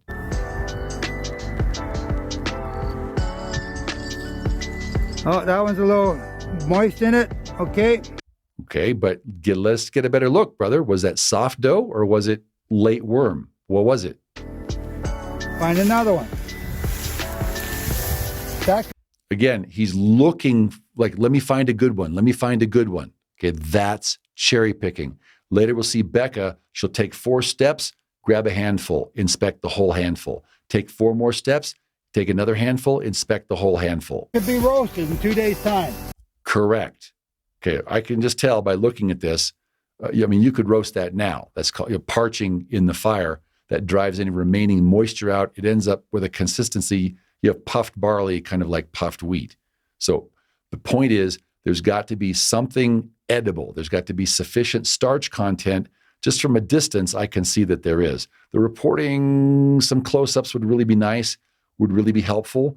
It'd really be helpful if you take a true representative sample instead of cherry picking. But you can tell, it does seem like the heads are laying down. It's not because they've been trampled on. It's because there's significant starch content pulling and bowing the heads down. The only question still is is there a significant hothouse effect in this area? Meaning, is it truly representative? We'll see later, Becca comes through and she shows us, yes, there's absolutely significant hothouse effect in this area, or excuse me, heat island effect in this area. And also, we don't know, has the ground been compacted? This matters. Is it representative, or is this a specific man-made altered area? Or, you know what I'm saying, man-altered area. But I'll just say,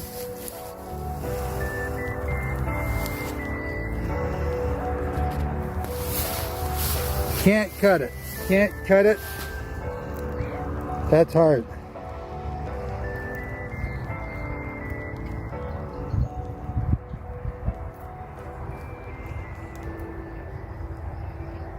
There, I cut that one. So it's not hard. It's something That's hard less. dough. That's medium dough. Hard dough. Medium. Here's another one.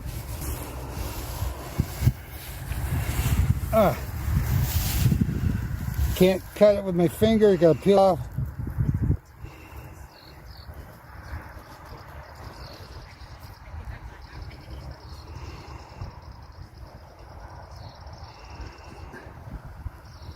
I can't even cut that one. That one's so hard I can't cut it. Further, we'll have to cover this at some other point in time. I imagine we're going to get some comments on this.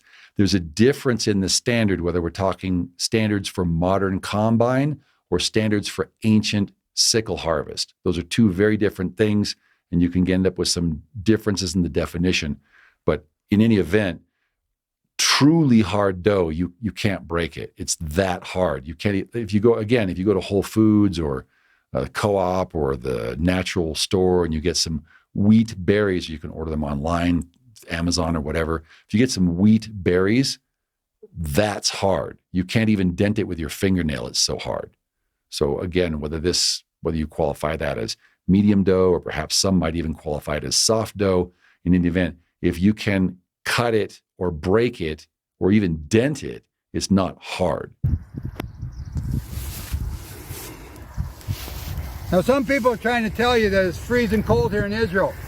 He's referring to Brian Convery, who said that the weather would be cold because it's prior to the vernal equilux, which is related to the equinox. We're all in short sleeve shirts. Johan's in short. There, I got it open. Look, that's hard dough. Again, when we talked about this, if you can break it, it's less than hard. Hard dough. Now, I can go down that way a little bit and I can stand in the part that's all coming out of the boot and tell you it's all flowering, and ignore this section here. Okay, brother, this is important. We're going to see later there's significant heat island effect where you're standing. How much dough, Notice the building in the background. You see the build-up area that the building is on? We'll see Becca talk about this. You see how machinery has been used to build up a high spot to put that building on? Okay, well, did that machinery run through this area that's now turning brown? We don't know. We're also going to see he's close to a road. We'll see that in just a moment. How much barley do you need to make a wave sheaf offering? It depends. Are you trying to get the first of the first no matter what the conditions? Or are you trying to see what is the weather that Yahweh is sending? That's another discussion that we can have later. You need 20 by 30 square feet, if even 20 by 20 square feet. Google it. Ask Grok, ask your AI, how much barley do you need standing up to make an omer of barley? Again, it depends. Are we talking domestic where it's closely and evenly spaced, or is it self-seeded? And in this particular place, it looks dense, but there are places where it's not as dense. It's more sparse. It depends. 20, 30. We've got, I would cut all this. Well, there's parts there, so just show them that. That's coming out of the boot right there. That's mixed in the... You see that road on the left? Okay, do you see how the barley that's next to the road on the left, do you see how that's generally browner and drier than the barley on the right? Okay, so again, they bring in heavy machinery, they compact the roadway, and then you have the water runs off of the hillside that's compacted, and then it has a heat up effect due to the road. And I asked, how far are we from the road? So are you 15 to 33, are you 16 to 33 feet from the road, that's where the main effects of the hot island effect occur. To me, I can't really tell just by eyeballing it like this.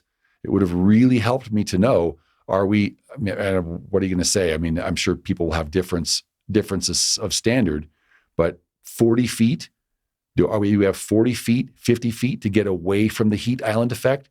Or do we not have 40 or 50 feet to get away from the heat island effect? I have questions. To me, this could very well be less than 50 feet away from the roadway. Same section.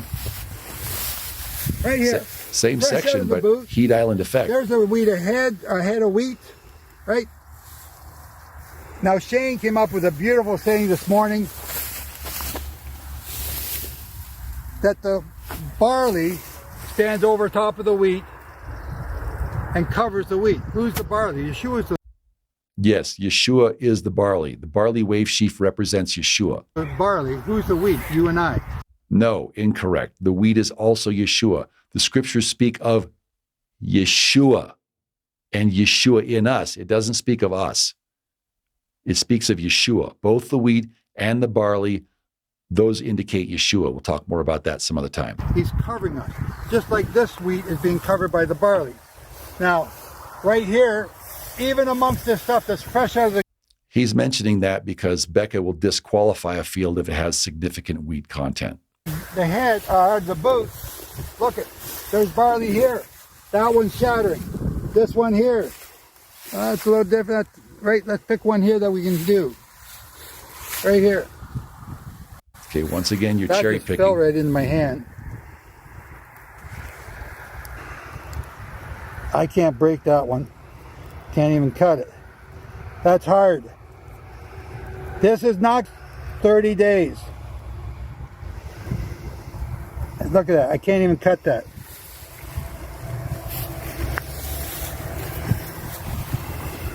There, I got that one broke open.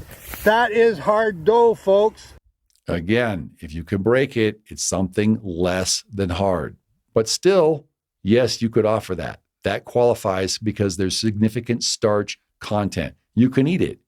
You're offering food that you could eat for you. You're not eating it for you. You're giving it to Yahweh to clear the way for the rest of the harvest. That is about as hard dough without it becoming super hard. You could roast this, you could cut this whole section. I've got enough barley to declare wave sheaf day right here, right now. Now, But once again, what's the heat island effect there? Becca will come through and she'll show there's significant heat island effect going on in that location. people are saying you're declaring it retroactively. You are declaring it retroactively, brother. You're declaring it after the first. Not true. It's true. I said this was the month of Aviv. Joe declared this is the month of Aviv.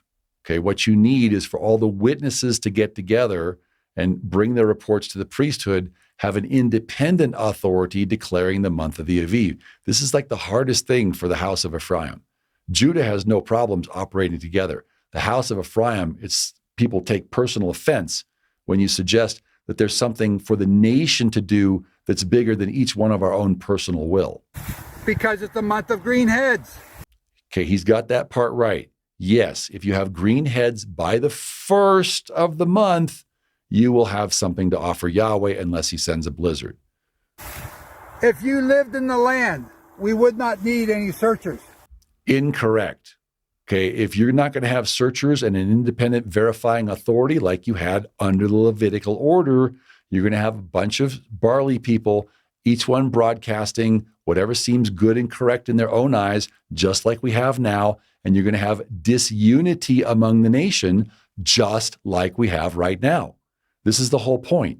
This is what Nazarene Israel has been trying to do, is to establish the standards and establish an independent qualifying authority so we don't have these barley wars year upon year upon year upon year.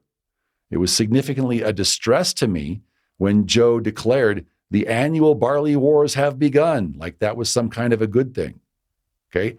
That's a shameful thing. We don't need annual barley wars. We need the witnesses all to humble themselves to Yahweh's standards. And yes, everyone needs to verify that the correct declaration is made, but you don't need a whole bunch of independent declarations. That is what causes chaos and confusion among our nation and among our people year upon year upon year upon year. You think that's pleasing to Yahweh? You think that gives a good witness to Judah? We're a joke with Judah right now because we're completely disjointed and disorganized. We would have thousands and millions of people searching for the barley. You would not have thousands and millions of people searching for the barley because the barley ripens differently in different locations. Some years it's in the south first, some years it's in the north first. There's very few. What you would have is you'd have farmers reporting on their own crop areas. They'd say, hey, you know what? This is coming ripe. We need to get a ruling from the priesthood because I'd like to eat this, or I'd like to feed this to my livestock, or whatever I'm going to do with this barley. I'd like to harvest this and not lose it to shattering. And then the priesthood would come and they would verify, yes, this is indeed Aviv barley, or it's going to be Aviv. You have green heads by the first of the month. It's not distressed. It's a healthy patch. This is good. We had a lady the other day said this is the most beautiful month. It's a month of green. Everything's Correct. green. Correct. Next month, she said, and we're going to splice this into this video. Next. Do you see that?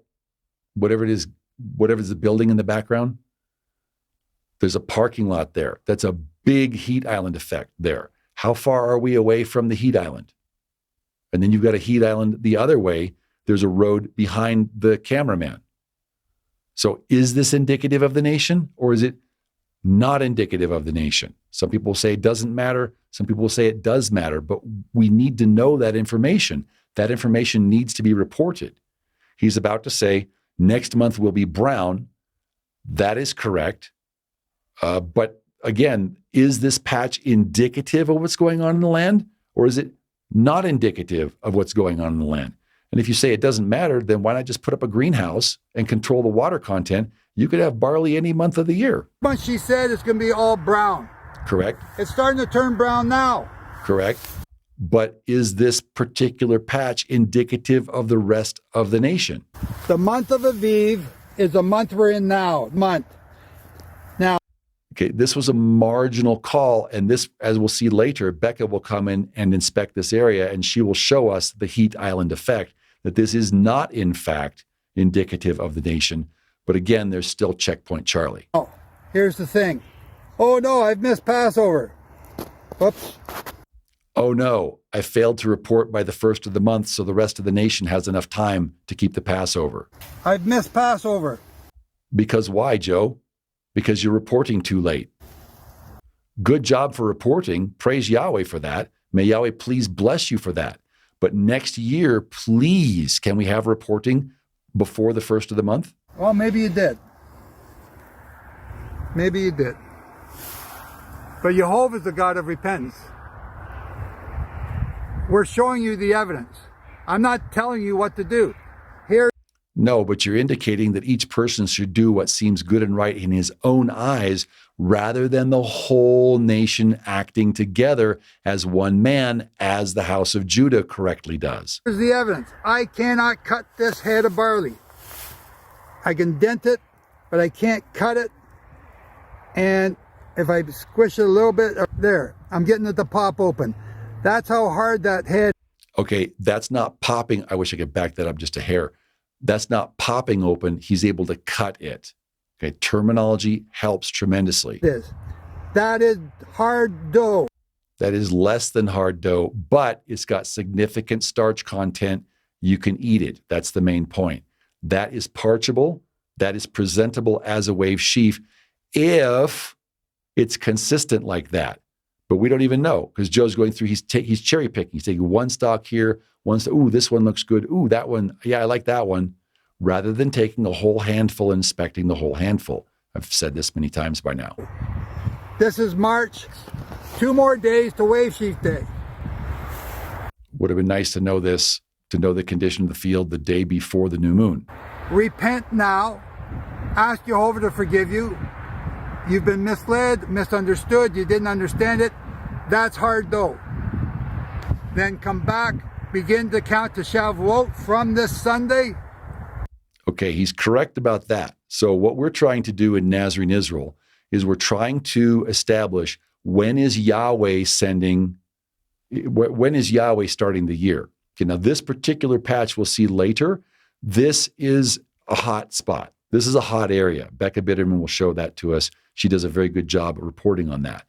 But even though this area is extremely questionable or perhaps even disqualified, again, we still had several witnesses around the area of Checkpoint Charlie. And from this Sunday, the morrow after the Sabbath, with the Sabbath is tomorrow, the morrow after the Sabbath, begin to count. Okay, and the reason that we are going to go ahead and use that as the start of the count is we have enough time to respond in time for Shavuot. So you'll have a second Pesach because there wasn't enough time for people to respond in order to eat the Pesach correctly. And get rid of the leaven out of their houses and all ask for time off of work and all those sorts of things. So because there wasn't time for the first Pesach, we have to coordinate a second Pesach. However, you can begin the wave sheaf offering correctly, so the rest of the year is still in sync. And then we'll hold the Shavuot Pentecost 7 weeks after this. 50 days. And the wheat, and this is wheat. Where'd that wheat guy go? Oh, we lost him. Oh, there he is. Look, here's the wheat. Right? Or maybe it's not a wheat. I don't know, but now the confusion comes because you have various types of barley and various types of wheat. So you have 2-row, 4-row, and 6-row barley, and then you also have different types of wheat. Looks like a wheat. That's wheat. But it's already turning brown. Now, he's not way too early. But again, we're reporting on a single stalk rather than a field worth. Right? We're out looking for more here today. We got 3 cars going in many different places. They're all going to upload it. You're going to see their testimony. They're going to show you hard dough. So you don't have to agree with me. Now, do you see the road there in the background on the upper right? Okay, so again, significant heat island effect here. You don't have to like me. You can disagree with me. You can hate my guts. We love you. I don't care. The evidence is in the dough. It's not in the person presenting it. All these people that are going to present it, you have to discredit them as well. We're not asking to discredit them, brother. What we're asking is for you please to report on the first and please give us better understanding of the area so we know it's indicative, and please give us more specifics and close-ups. That's all we're asking. We're giving you an A for effort here. Okay?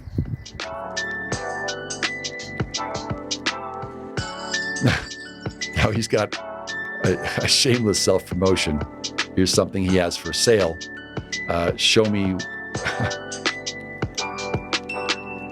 where do the scriptures govern things that are for sale? Is that Ephesians? Is that Galatians? Is that Leviticus? Where do we govern things that are offered for sale?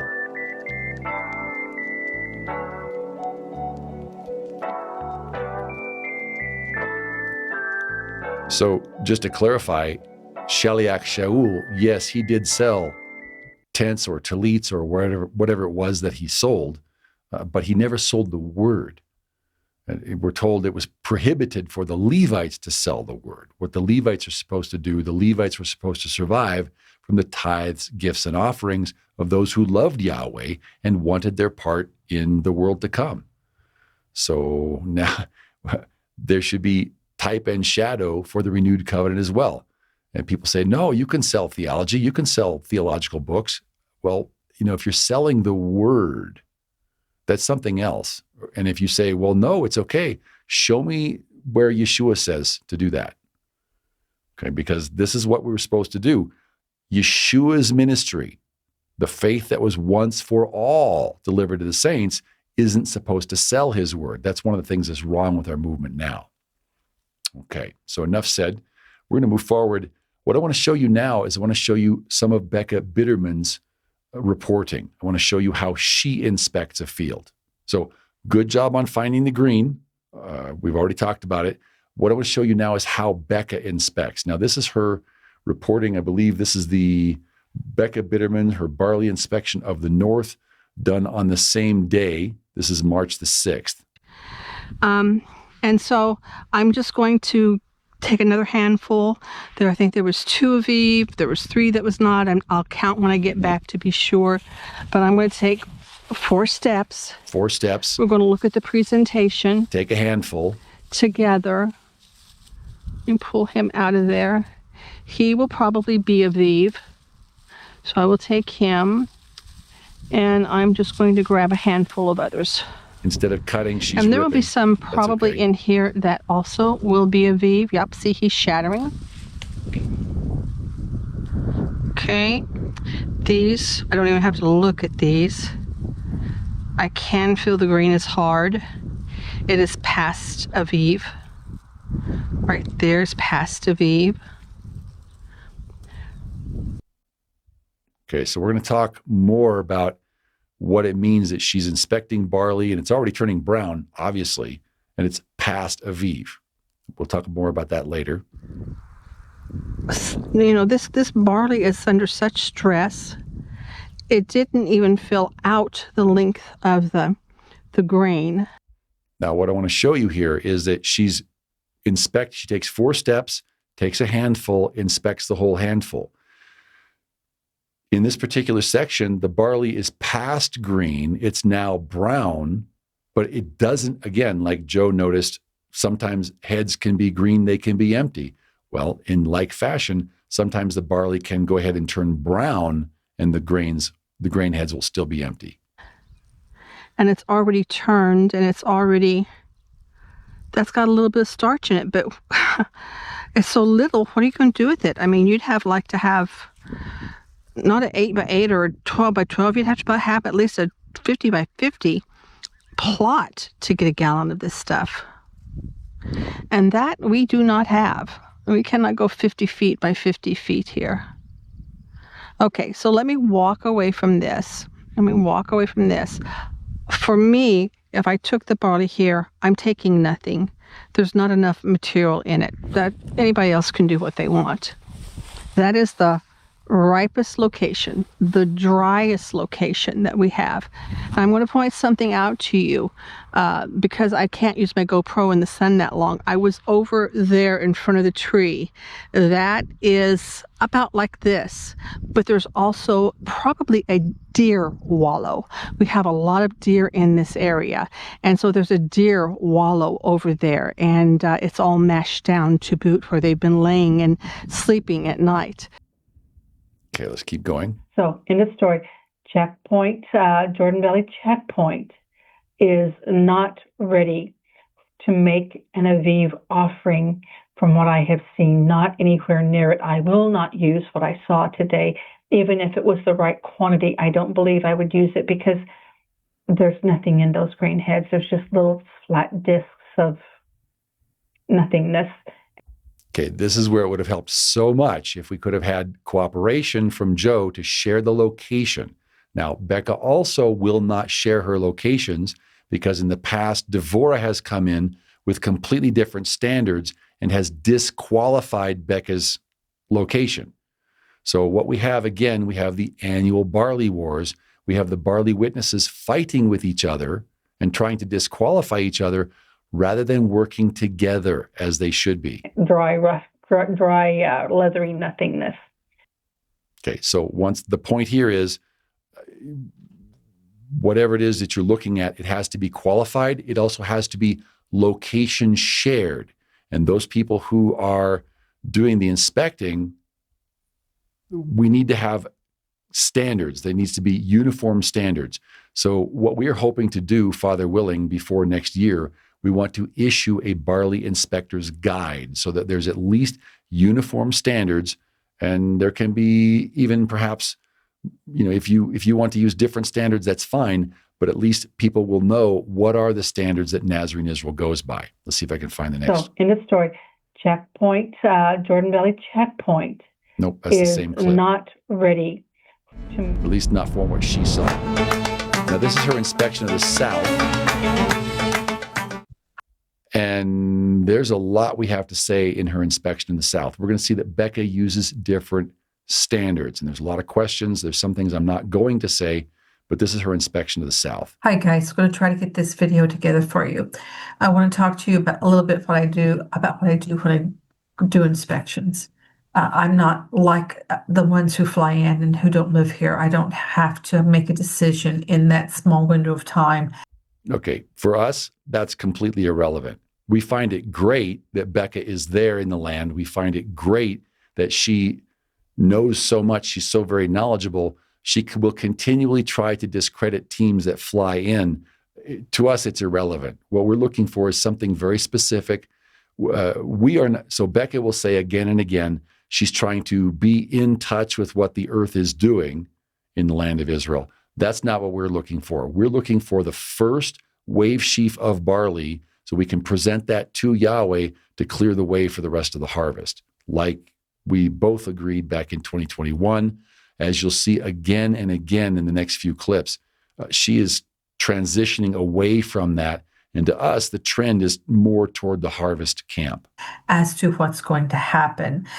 The harvest sheaf camp. And in fact, my father tells me not to do that. He says, where?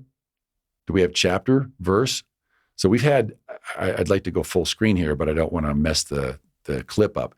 We've had several people write us with concerns, questions, complaints, saying, Becca's changing. She's starting to say things that we don't know where to find these things in Scripture.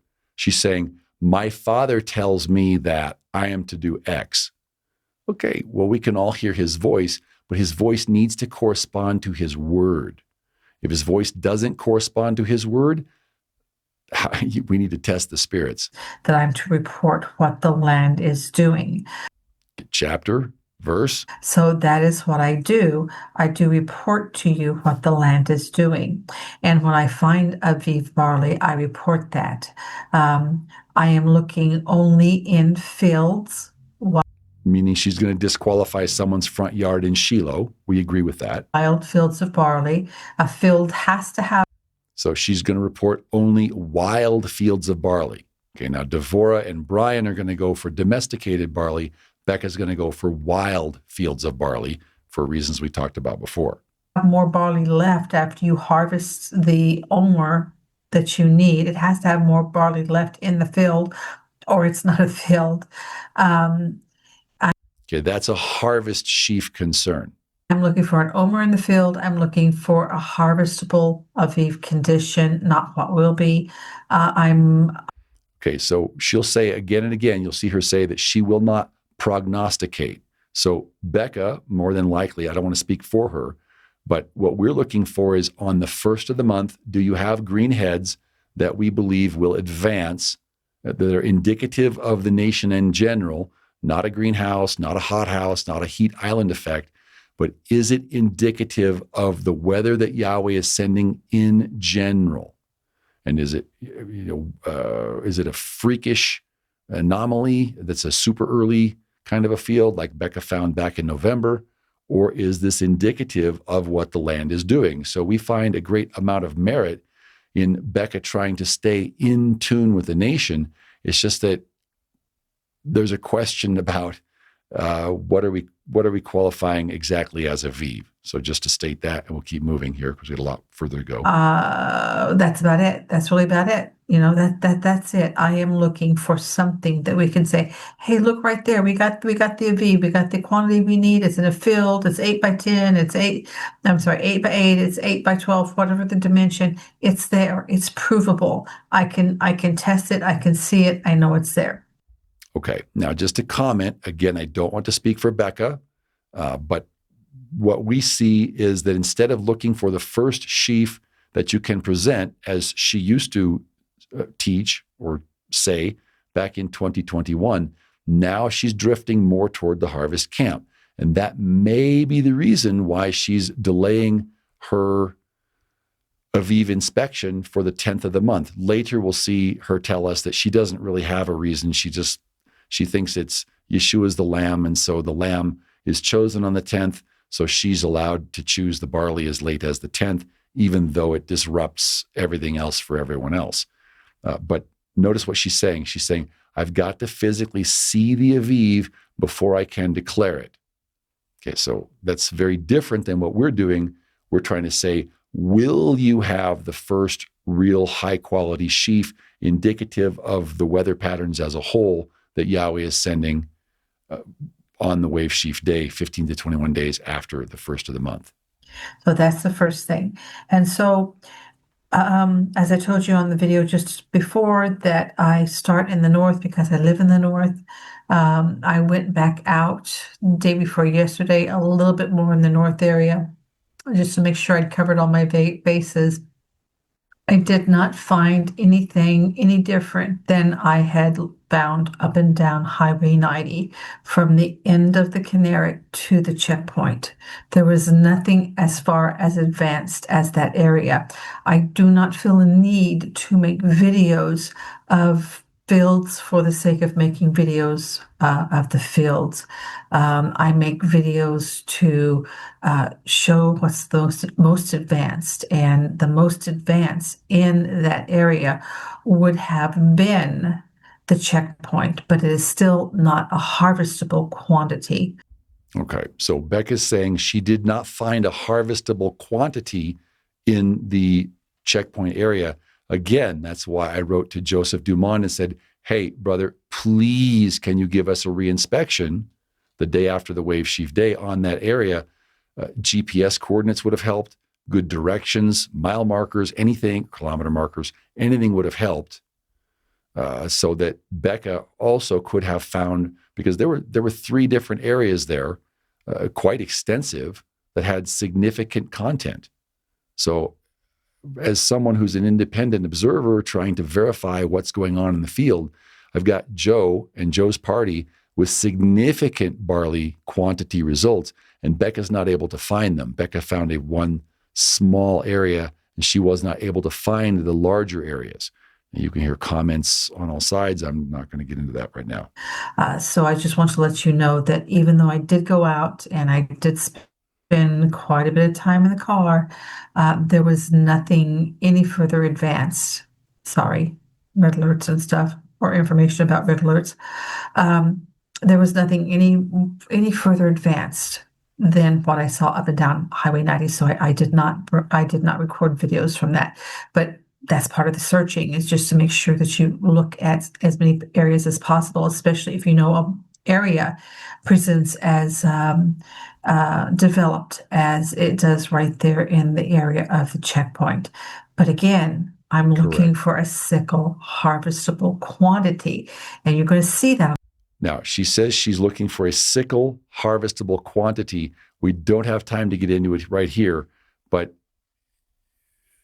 Becca's definition of a sickle harvestable quantity may be different than our definition of a sickle harvestable quantity. What we're looking for is we're looking for the first barley that you can gather it in your hands and cut it with a sickle. It's healthy, it's got sufficient edible content to present to Yahweh to clear the way for the rest of the harvest, as Josephus also says. On video today, you're going to see that process. You're going to understand I'm saying you cannot put the sickle into that area of the checkpoint, though it is at this point the most advanced field. Today, and again, her definition may be different than ours. Today was the first day I'd been able to go south, and I went down around Raim. I headed straight to Raim because So remember, Raim was the place where we saw Joe's first report. Raim always presents the earliest, and I didn't stay there. I went in a few other areas, and so that's what you're going to see today. You're going to see predominantly Raim because of the report that the barley was Aviv down there. Again, if I find Aviv barley, my work is done, but it has to qualify for what I say is Aviv. So it behooves me to go check on it. So I went to Raim and I went to check on that area. I did not find anything in a quantity that is harvestable. So what would really help is if Joe and his party, since they're typically earlier, if they would give easy to find directions and coordinates. GPS locations would be brilliant, so that another witness can go right there and inspect the exact same field. I understand why Joe wouldn't want to do it, Becca doesn't report any of her locations because she's had Devorah come in and disqualify her fields in the past. But from the point of view of an independent observer who's trying to quality check what is reported, it would be outstanding to have the Barley witnesses working together. We're going to start looking at those videos from that area, and we'll pick each one of them apart as we go. Okay, so now we're going to go to this next clip, and we're going to see that Becca is going to tell us that she's watching the earth mature and develop, and the earth is still too young. The conditions of the earth are not mature enough yet. Leaves me less. You see how much the earth is not mature enough here. Okay, now why she's doing this is just a guess. Again, I don't want to speak for her, but instead of now looking for the very first sheaf of presentable barley, now she's looking to be in touch with the seasons. She has her 7 species model. So that's what she's trying to do. She's trying to be in touch with what the earth is doing. And so she's saying that the earth in general is not mature. But notice how that's very different than presenting the first available sheaf. Okay, so next we're going to see how Becca has changed since 2021. So again, back in 2021, we were both in agreement. We're looking for the first presentable sheaf to Yahweh to clear the way for the rest of the harvest. Now Becca has her 7 species model that she's going on. So she's looking to see, is the earth in general more mature? It's a very different thing. It's much more in line with the harvest sheaf model, which we'll show in the next video, in a later video, why that doesn't work. Leaves me less. You see how much the earth is not mature enough here. So the earth in general is not mature enough, is what she's saying. I'm going to splice that little part of that clip and play it again after I make this comment. What you're going to be looking for is in the grass. There are plenty of heads standing straight up. If you just kind of look at the standing straight up barley, all standing straight up, all of that is new barley. Okay, so again, she's not going for a specific area, just like Devorah said. You're not looking for a specific condition of Aviv in a specific area at a specific time of year. So Devorah is looking for the condition of the sun. Becca is looking for the general overall ripening in the land. Okay, can you see the parallels and the similarities? So she's gone away from looking for the first presentable sheaf. Now she's looking for someone else, and this is impacting both. Obviously, I mean, that's fair. If your definitions change, then the way your observer bias is going to change also. But that's just how it is. And when I'm saying the earth is not mature enough in this area, that's what I'm referring to. It's telling me that the heads are empty, as we saw, and things are still coming up. On your head leaves me less. You see how much the earth is not mature enough here. Do you see that? Okay, now we're going to go to the next clip. I cannot tell you strongly enough that what I'm looking for is something I can harvest with a sickle and prove. So I cannot tell you strongly enough that what I'm looking for is something I can harvest with a sickle and prove. Okay, so what she's saying there, again, notice how that's more consistent with the harvest sheaf model. That's more consistent. She's moving in the direction of Devorah's camp is what we see. Okay, now I pray that I will say this appropriately.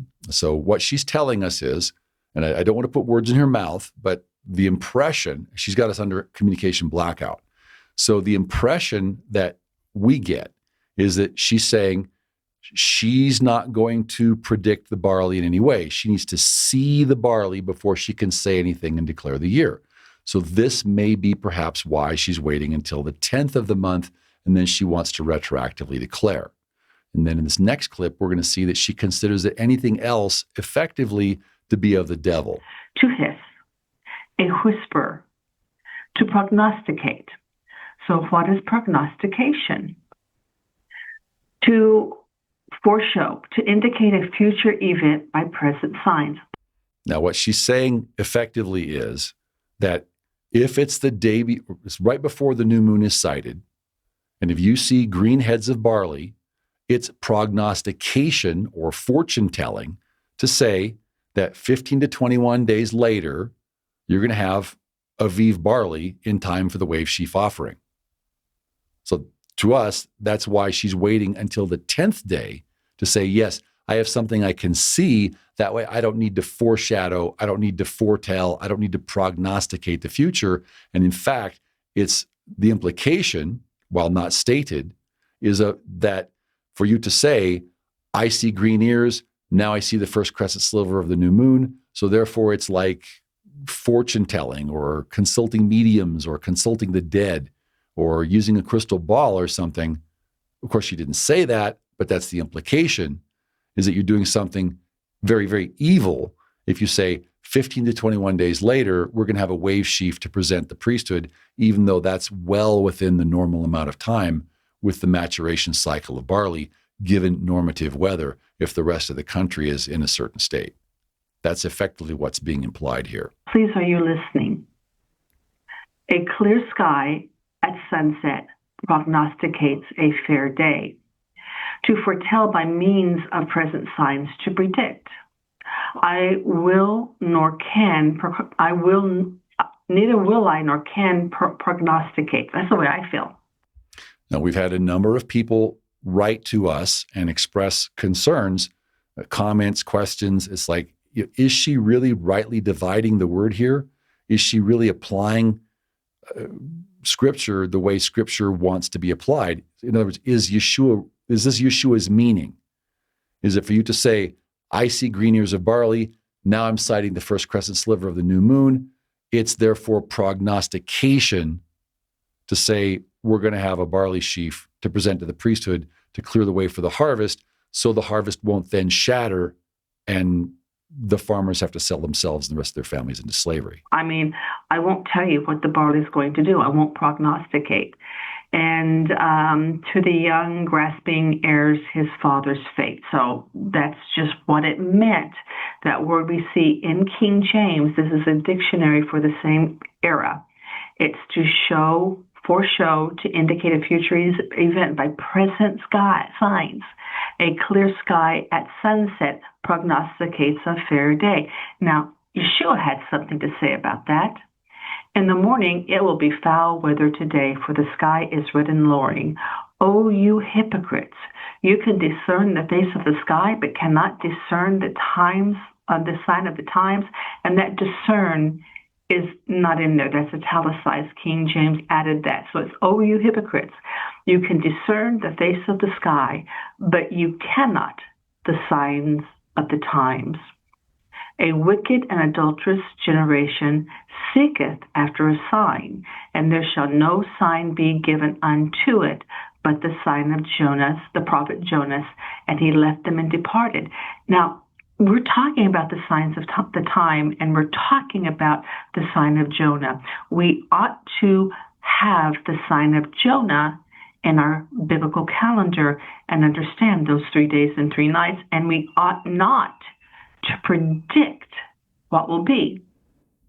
My question, what does the sign of Jonah have to do with declaring that there's going to be a sheaf of barley 15 to 21 days later when it's time to present the first fruits of barley to the priesthood? What's so wrong about that we have to then let the first of the barley be shattered on the ground, and now the farmers have to sell themselves and their families into slavery? That would be my question. Okay, now she's going to go on. This is from her video of last year, recap of the barley and wheat season, fruit of the Adamah, on June the 5th, 2025. I had already, so this was after the barley season was over. And when I heard this, when I realized what she was saying here, I just about fell out of my chair. And that brings up something that I want to interject to the video as I'm watching this video and playing it back for edits. And that is, I'm not trying to reproduce what they did when there was a temple. She's not trying to reproduce what they did back when Yeshua walked the face of the earth and there was a temple. If that's the way you see what I'm doing, then you have the wrong person.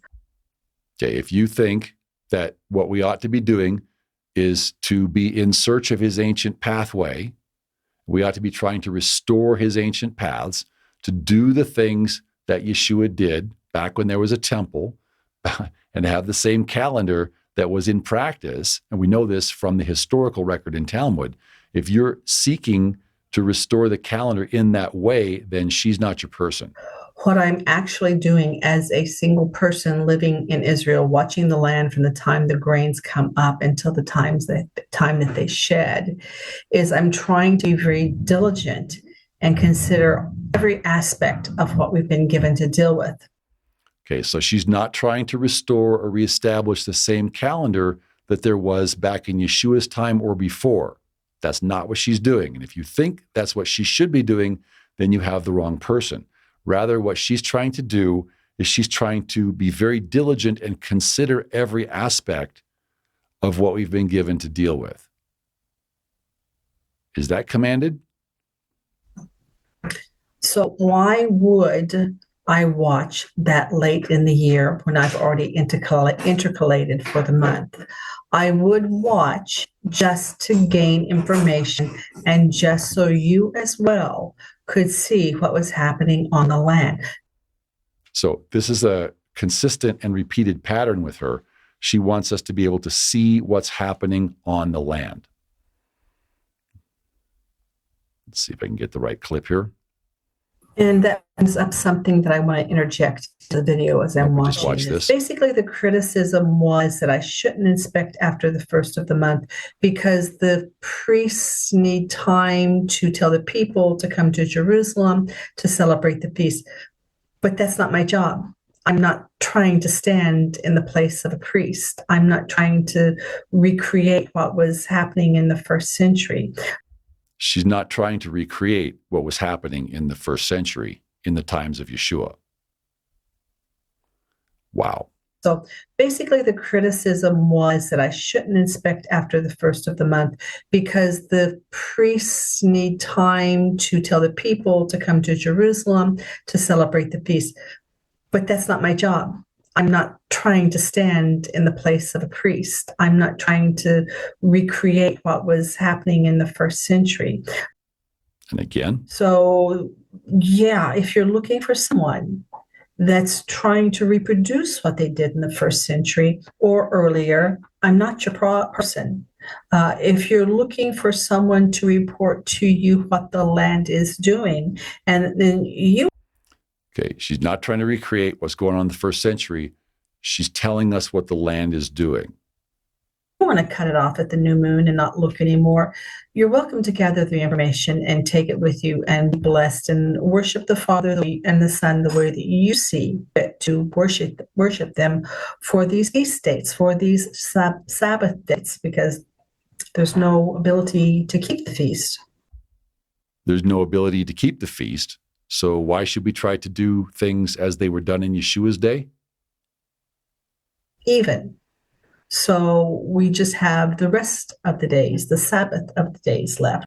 So yeah, if you're looking for someone that's trying to reproduce what they did in the first century or earlier, I'm not your person.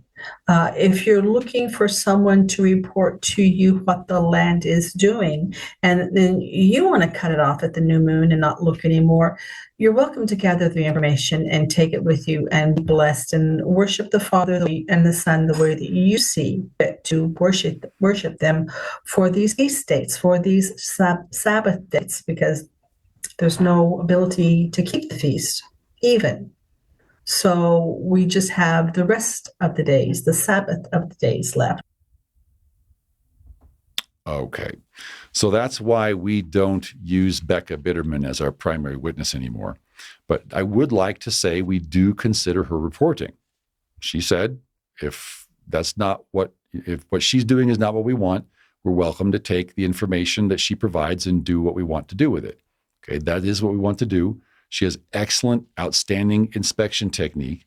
So now we're going to go to her barley inspection south of Jerusalem to Mash'en, dated March 11th, 2026. And this is around the 3-minute mark right here.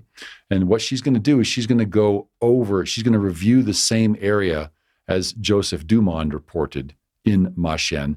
And she's going to show us all the hot spots. She's going to show us the heat island effect, so to speak. And she's going to do a very good job of giving us an overview of that area. So I said, good idea. I'm going to go to Google Earth, and if it's uncovered, I'll know. So you can see that these are the rows that the tractor tills, and when it plows, when it breaks up the clots and stuff, it makes the machinery makes. And here's some more, and here's some more. This was the area that I went to see about because, like I said, I had a good report. You can see here where the tractor turns around. You can see these lines. So this is definitely a plowed and planted field. So again, and Becca has said that she won't use plowed or planted. She only uses wild.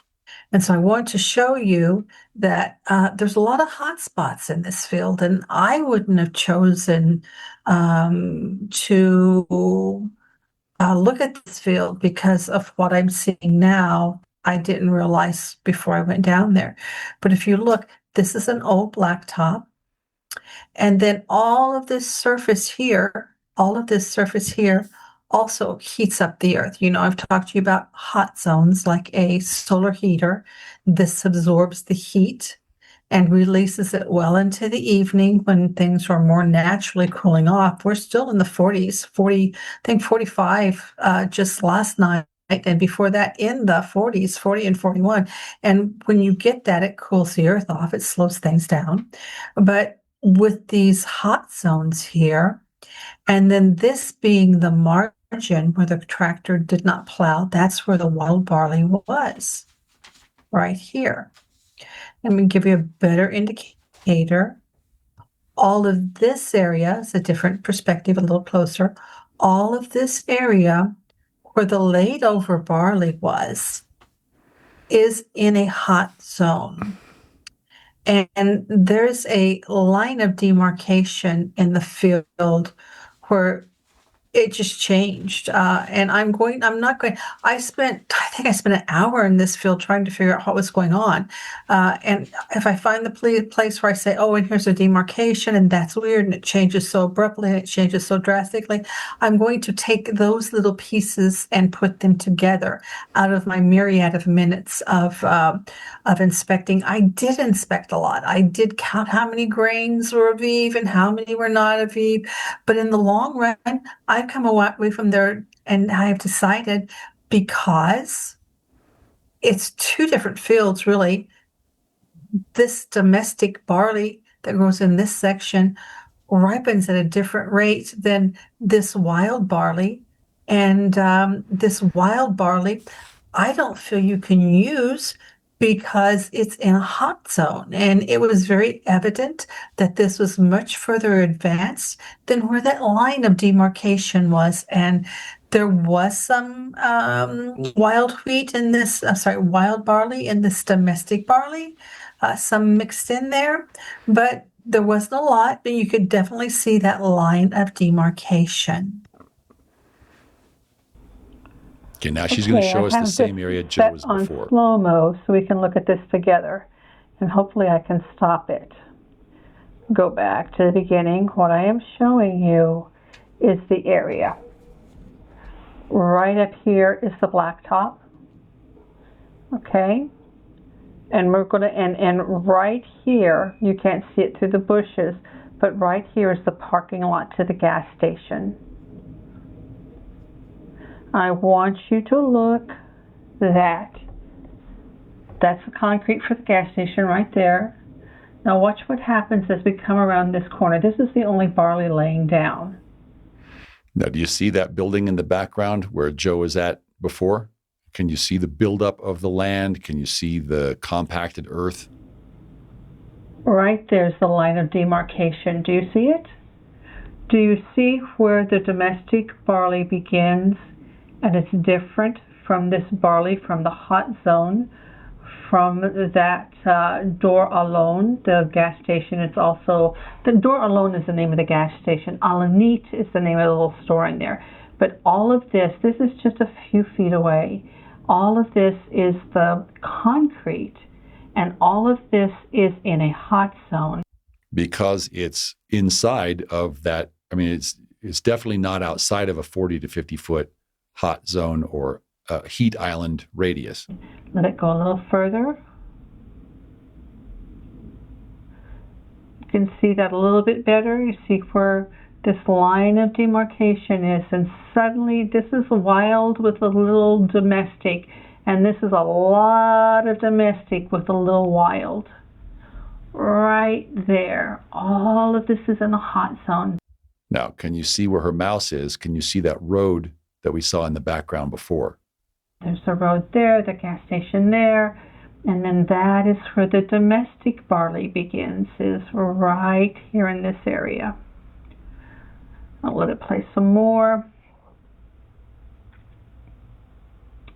But even this, in this area, when I went and I took a few sicklefuls from different areas, the best I could find was still only 50% Abib barley. Now, bear in mind, Becca's definition of Aviv may be different than our definition of Aviv. Her definitions have been changing just as her theology has been changing.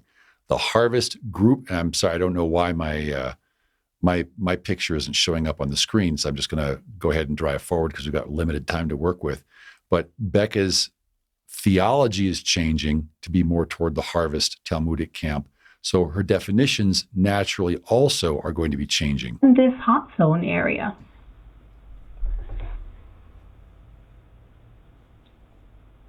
You see, it's not that far from the road at all.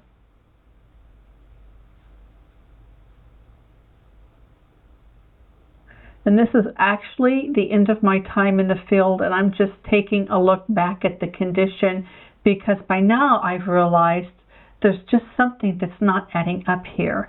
All you had was a swath of wild barley in a hot zone around a domestic field of planted barley. And even from here, can you see the change? Can you see the change right here? That this is the wild barley. There's actually a little bit of a ledge or a lip here, and you go in here and all of this is the domestic barley.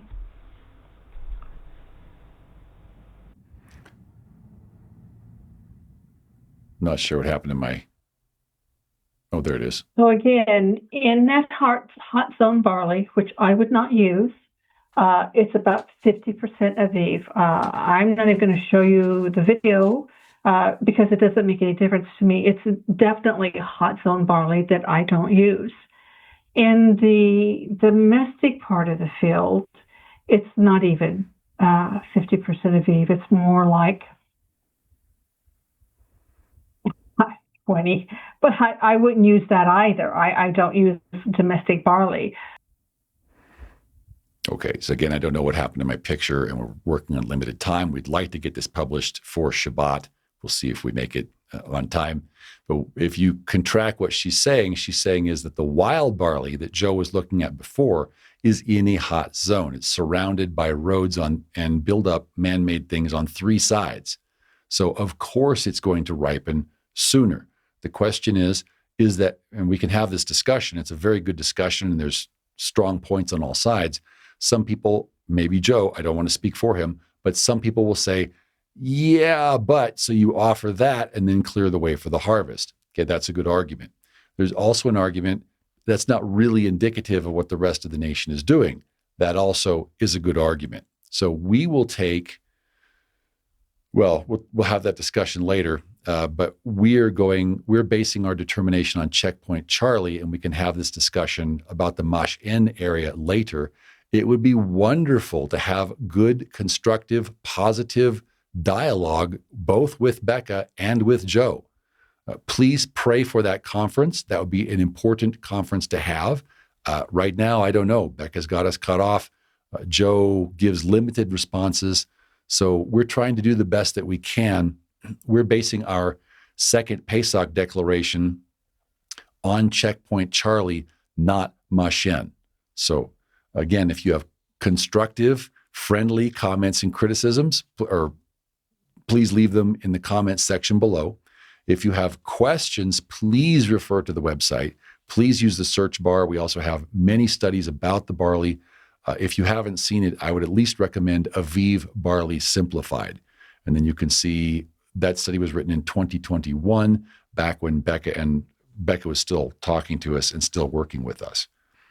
So next, Becca is going to give us some questions and answers of some things that were written in. And again, my jaw kind of hit the floor when I heard her say some of these things. The next part I'm going to do is we'll go ahead and do the questions that were written in. I'm going to read these this time. I love Yeshua, Messiah forever says, when must the barley be found by dates before the next month begins? So she's talking about her practice of declaring the month retroactively up to the 10th. Now, Joe will declare up to the wave sheaf day. We pray he will change. Becca is deciding that she will declare up to the 10th. And again, we pray she will change, because she's going to tell us here in just a moment, she doesn't really have a reason. And this is the whole issue over which she cut us completely off. And then she mentions the 10th day of the month. Okay, my cutoff for Aviv barley is the 10th day of the first month. And if that bothers you, then if I haven't found it by the new moon, go ahead and don't pay attention to me. Stop watching then. Mine is the 10th day of the first month, because I believe that we would have known by that date at the latest, simply because of the sign of Messiah and no other reason. I don't have a practical reason for it. So sign of Messiah to her is the barley. And she says, other than that, I don't have a practical reason for it. But she had a practical reason for cutting us off without explanation. Right. As you are right, I love Yeshua Messiah forever, that the lambs are chosen on the 10th day of the month. And Yeshua was not only the Lamb of God, but he was the first fruits from the dead that would be offered on Passover.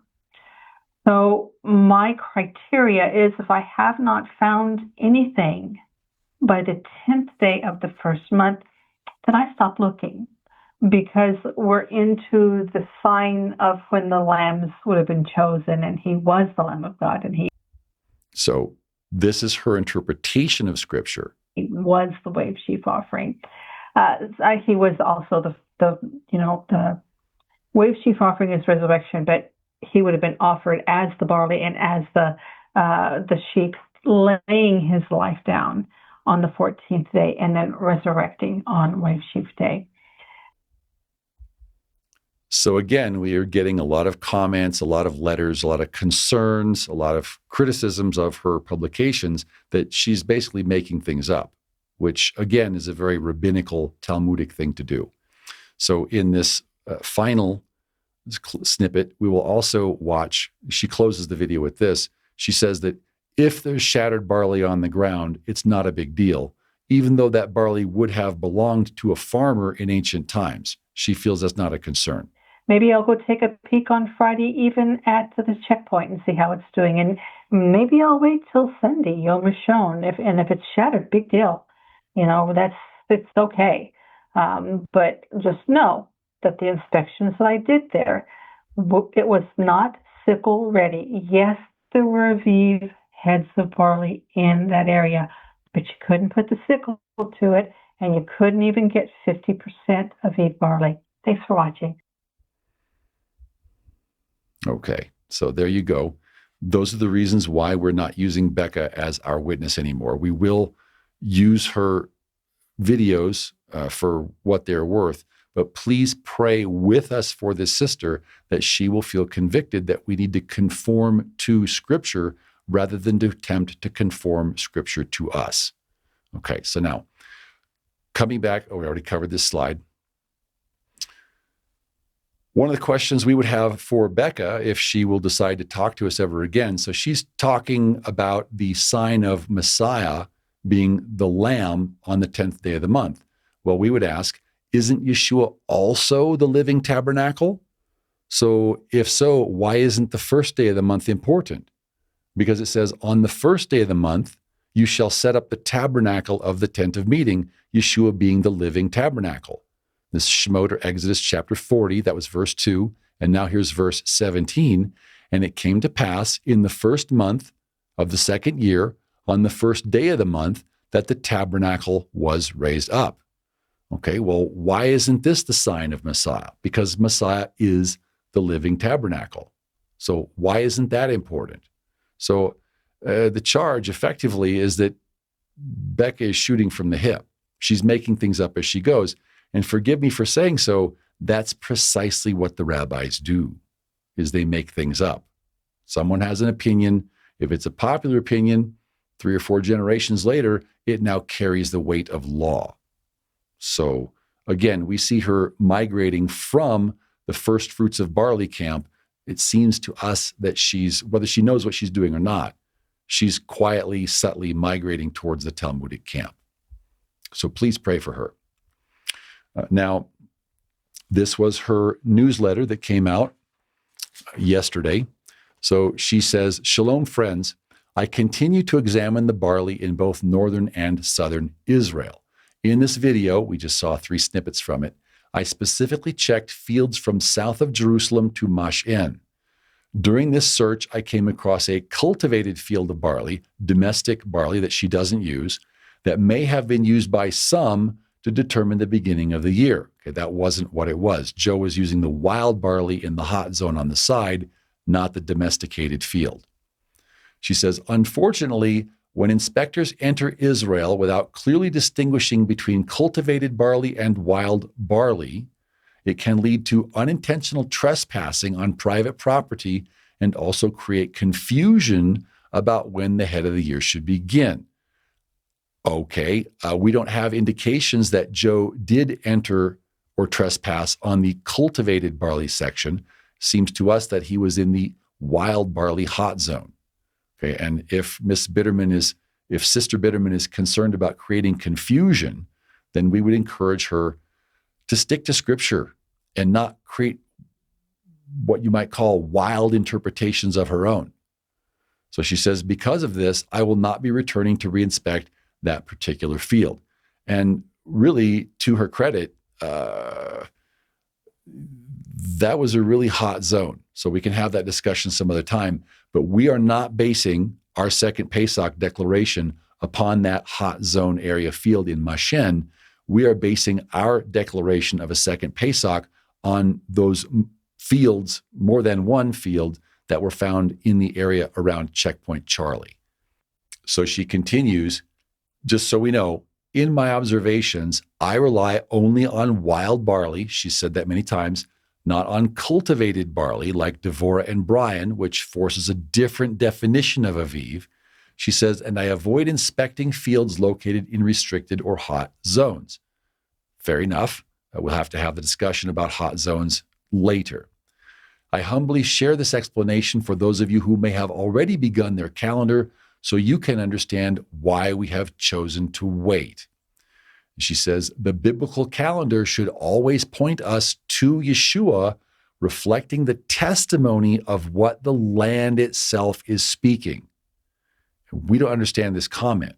To us, this seems like a non sequitur. True, the biblical calendar, and in fact, all of Scripture, should always point us to Yeshua. But we don't understand the comment that it should reflect the testimony of what the land itself is speaking. Because this to us seems like she's making things up. She's making up her own commandments according to her own understanding.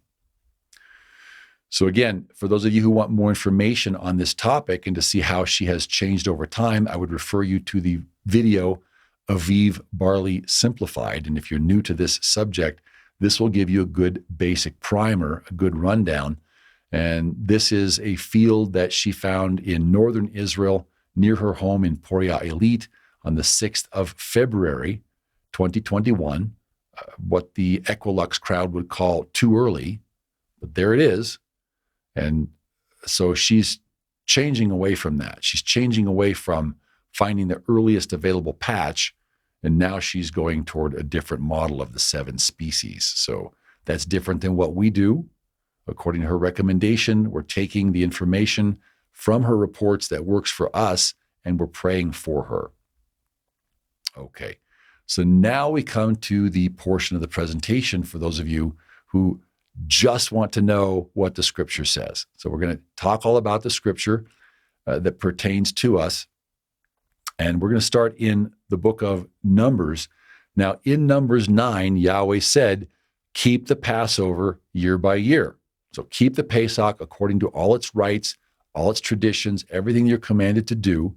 However, come to Numbers 9 and verse 6, there were certain men, someone died, and now they were defiled by a human corpse. So because of this, they were ritually unclean, and they could not keep the Pesach on that day. So they came to before Moshe and Aharon and said, well, what are we supposed to do? We became defiled by a human corpse. It's not our fault. We can't control when someone's going to die. Why are we kept from presenting the offering of Yahweh at its appointed time among the children of Israel? What are we supposed to do here? Moshe said to them, good question. Stand still that I may hear what Yahweh will command concerning you. So then Yahweh spoke to Moshe, saying, speak to the children of Israel, saying, if any one of you or your posterity, okay, that would be us, is unclean because of a corpse or is far away on a journey, okay, and you don't get much farther away on the journey than to be in the dispersion for 2,730 years for disobedience. He says, even though you were far away on a journey, you may still keep Yahweh's Pesach. On the 14th day of the 2nd month at twilight, they may keep it. They shall eat it with unleavened bread and bitter herbs, just like the first Pesach.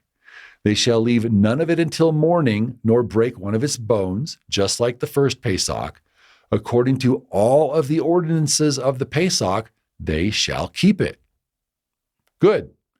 He says, however, very important critical caveat.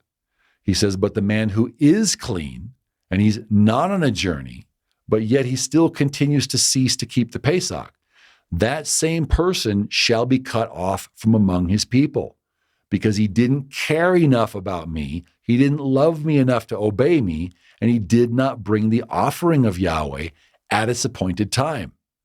So because he doesn't care about me, he doesn't want to obey my commands, that man shall bear his sin. And just to share a couple of stories, this is very serious. So I once knew a woman, she was a tither in support of the ministry way back when I first got called to ministry. And she had this issue where the barley came early that year, as it does some years, and she had scheduled a cruise for her and her husband.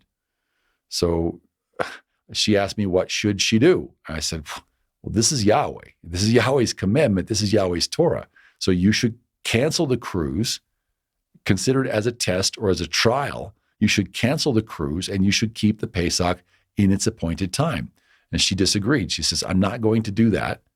And so she says, I'm going to go ahead and go on the cruise and then keep the second Pesach, and Yahweh will understand. Well, she calls 20-something years later, and her husband has left her, and she's afflicted with a terrible skin condition. Basically, she's got the modern-day version of leprosy. So she wants to know, what should she do? And I told her, sister, I'm so sorry, but I'm not Elohim. I can't change his laws. I'm just a spokesman. I'm just a coordinator. That's all I am. I just try and help the few people who want a good day of judgment to keep all of his commandments, not according to our convenience, but according to what it says, that we can all keep it as a single nation, unified in serving Yeshua and Yahweh. What do you want me to do? Am I in the place of Elohim here? And she got very upset, but her husband is gone, her health is gone, so please pray for this sister. I'm not going to share her name. We had another sister. She scheduled a vacation with her husband in the Florida Keys. She didn't have time for the feast. She didn't have time for Sukkot, but she had time to keep the feast. or she had time for an anniversary vacation with her husband and there was a conflict, what is she supposed to do? She's supposed to keep the feasts of Yahweh. She's supposed to obey the word of Yahweh. Even if it's difficult, we have to consider it like it's a test, like it's a trial. She didn't want to do that. Now she's gone. So this is a very, very, very serious thing. The man who is clean, but he's not on a journey and he doesn't want to keep the Pesach, that man is going to be cut off from among his people. We don't have to cut him off. Yahweh will cut them off because they don't care. You know, it's really, really very sad. Please pray for that sister also. And one final verse here, Yahweh says, and if a stranger dwells among you, well, that's Ephraim. We went off, we became strangers, we became estranged from the covenant, and now we want to come home. So if a stranger returns to the nation and wants to dwell among you and would keep Yahweh's Pesach, which hopefully if you're watching this video, you want to keep Yahweh's Pesach, he must do so according to the rite of the Pesach and according to its ceremony. You shall have one ordinance, both for the stranger and the native of the land. And there are some caveats here. We have a study called the Melchizedekian Pesach, because being outside the land and there's no temple, there's certain things that we can't do. But of course, we want to do everything that we still can do. And that would be one difference between Becca Bitterman and us. It seems like she's saying all we can keep now is the Sabbath. That's why she's not trying to do what was done in temple times. Our belief is we need to do everything of the Torah that we can still do. So if you have a question about that, please see our video study on the Melchizedekian Pesach. We also have a transcript on the Nazarene Israel website. Okay. So now we come to a very important question. People say, well, Norman, I'm not unclean for a corpse, so what are we doing here with the second Pesach thing? What is the deal? Well, the basic deal is we didn't get notice in time to keep the first Pesach. So what are we supposed to do? Not keep Pesach at all? Not keep the Feast of Unleavened at all? No, we didn't get the 14 days notice for whatever reason. Okay, we weren't unclean for a corpse. We weren't delayed because of a corpse. We weren't delayed because we were on a journey and couldn't get the word. We couldn't get the word because our Barley witnesses don't believe. Well, Becca has different standards, it seems now, and Joe doesn't believe in reporting before the first. So please pray for our two existing Barley witnesses. Please pray that next year we're going to have reporting before the first, however we have to get there. But the point is, if you don't have enough time, you are allowed, for reasons that are not your fault, that's the key point, you are allowed to keep the second Pesach. If it's your fault, if you're just like, I don't want to keep second Pesach, I have other things, I have other priorities other than Yahweh, okay, that's big trouble. But if it's like, what happened? Oh, I didn't get notice. I'm not able to keep the second Pesach, or I was in the hospital, or something happened, or who knows what. But I truly, genuinely wasn't able to keep the Pesach for whatever reason in its time, then you can keep the second Pesach. And we see a perfect example of this in 2 Chronicles chapter 30.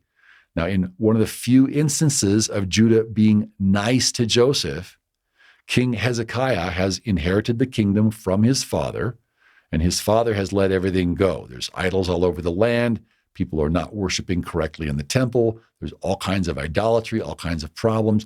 So King Hezekiah is trying to clean the land up.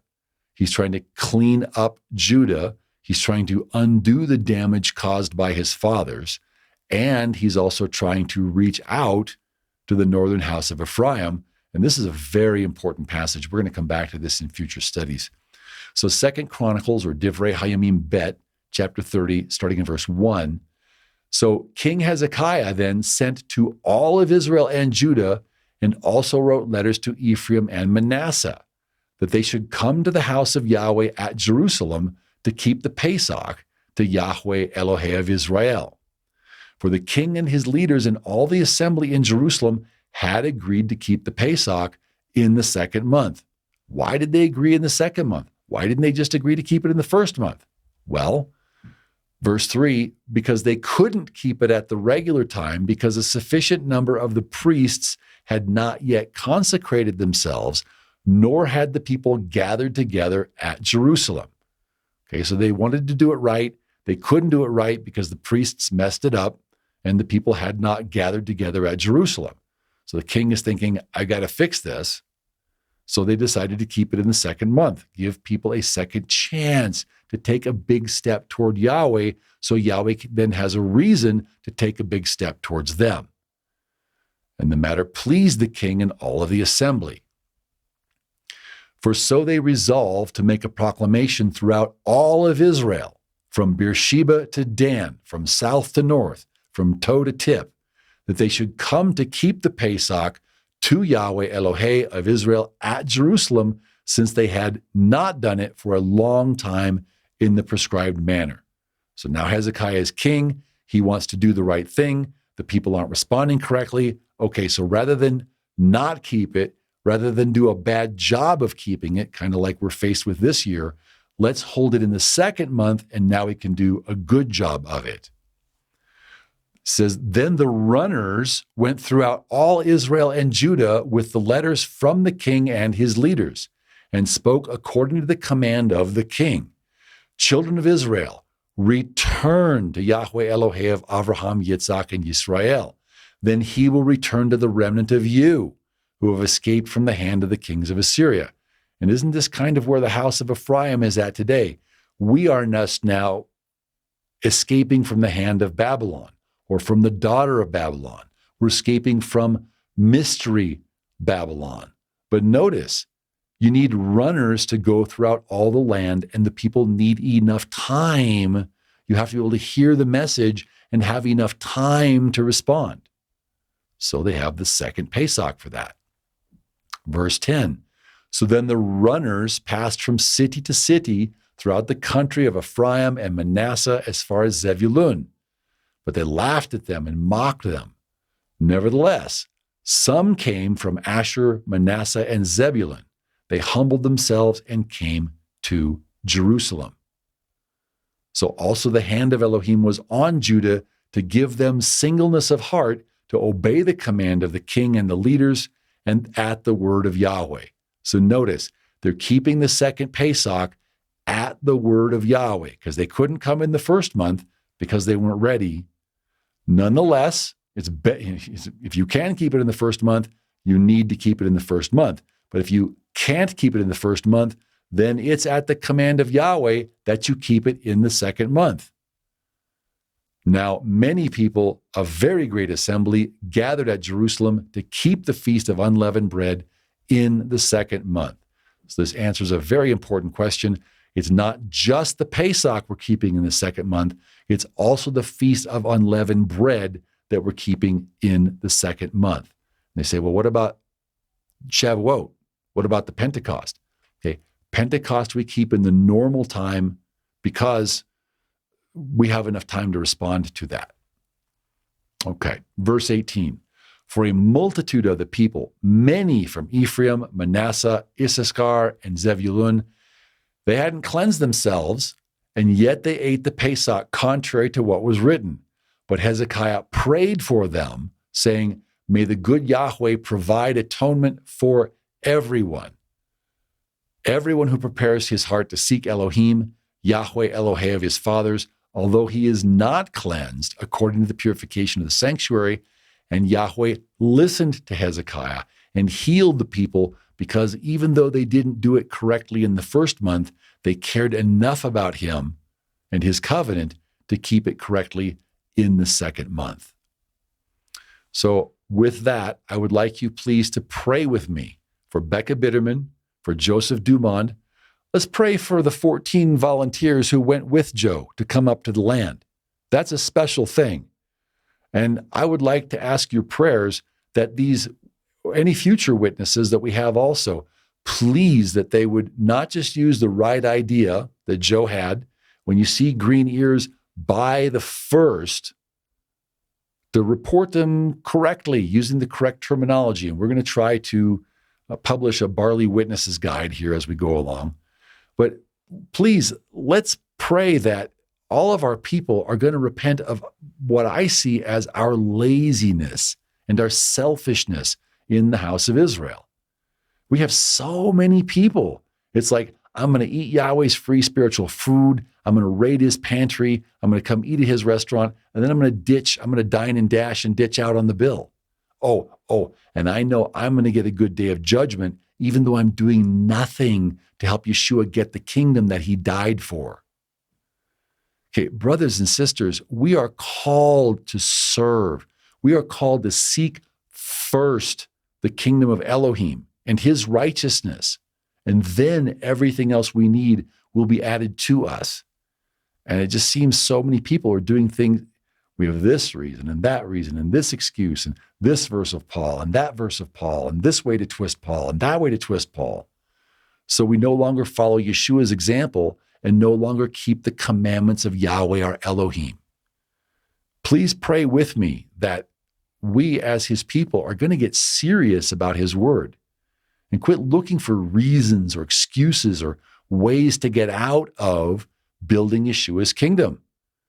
Because that's the whole parable of the minas, that we would use our saved lives, that we would invest it in his kingdom to help grow his single unified ministry kingdom, so that we all come together in right order to fulfill the fivefold ministry and the Great Commission, because this is the stone that's cut out of the mountain without hands that grows to become a great mountain or a great government that will fill the whole earth.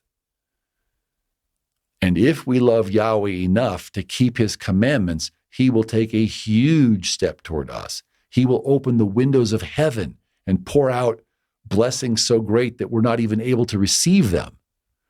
But if we're lazy and selfish and we only want to fool ourselves such that we're hearers only, hearing the commandments of Yahweh, but not doing them and not seeking to help Yeshua get the kingdom that he died for, my belief is that we ourselves will be cut off. And this requires a tremendous humbling, a tremendous amount of swallowing of our pride, or leaving our pride at the immersion site, so to speak. But I believe it's something that we can do. I believe it's something that a minority of us will do. And this is the minority, the remnant of the house of Ephraim, that gets off the bottle and is no longer spiritually drunk, that will actually do the things that they're learning and hearing, and not just be hearers only, deceiving ourselves.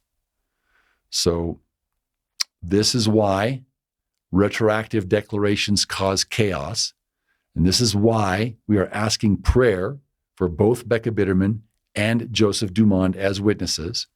And this is why we are asking for prayer for the 14 precious brothers and sisters who went there to search for the barley. And this is why we are asking that people please leave your pride at the immersion site so that we can use correct terminology and unify this thing we call the messianic mess, and take a remnant of the messianic mess to become the faith once delivered for all of the saints, which is called Nazarene Israel. And people will understand it's not this ministry and some other ministry, but that we are all called to work together at his one singular ministry to build one single kingdom for him in his absence. And if we will do that, then this chaos that happens every year around barley time will come to a close. Please join me in praying for this. And if I may say so, if you've made it this far in the video, then this subject is obviously of interest to you. So please pray and ask Yahweh if he wants you to join his elect and get a good judgment in the day of judgment by helping us build Yeshua's unified ministry kingdom. Shalom.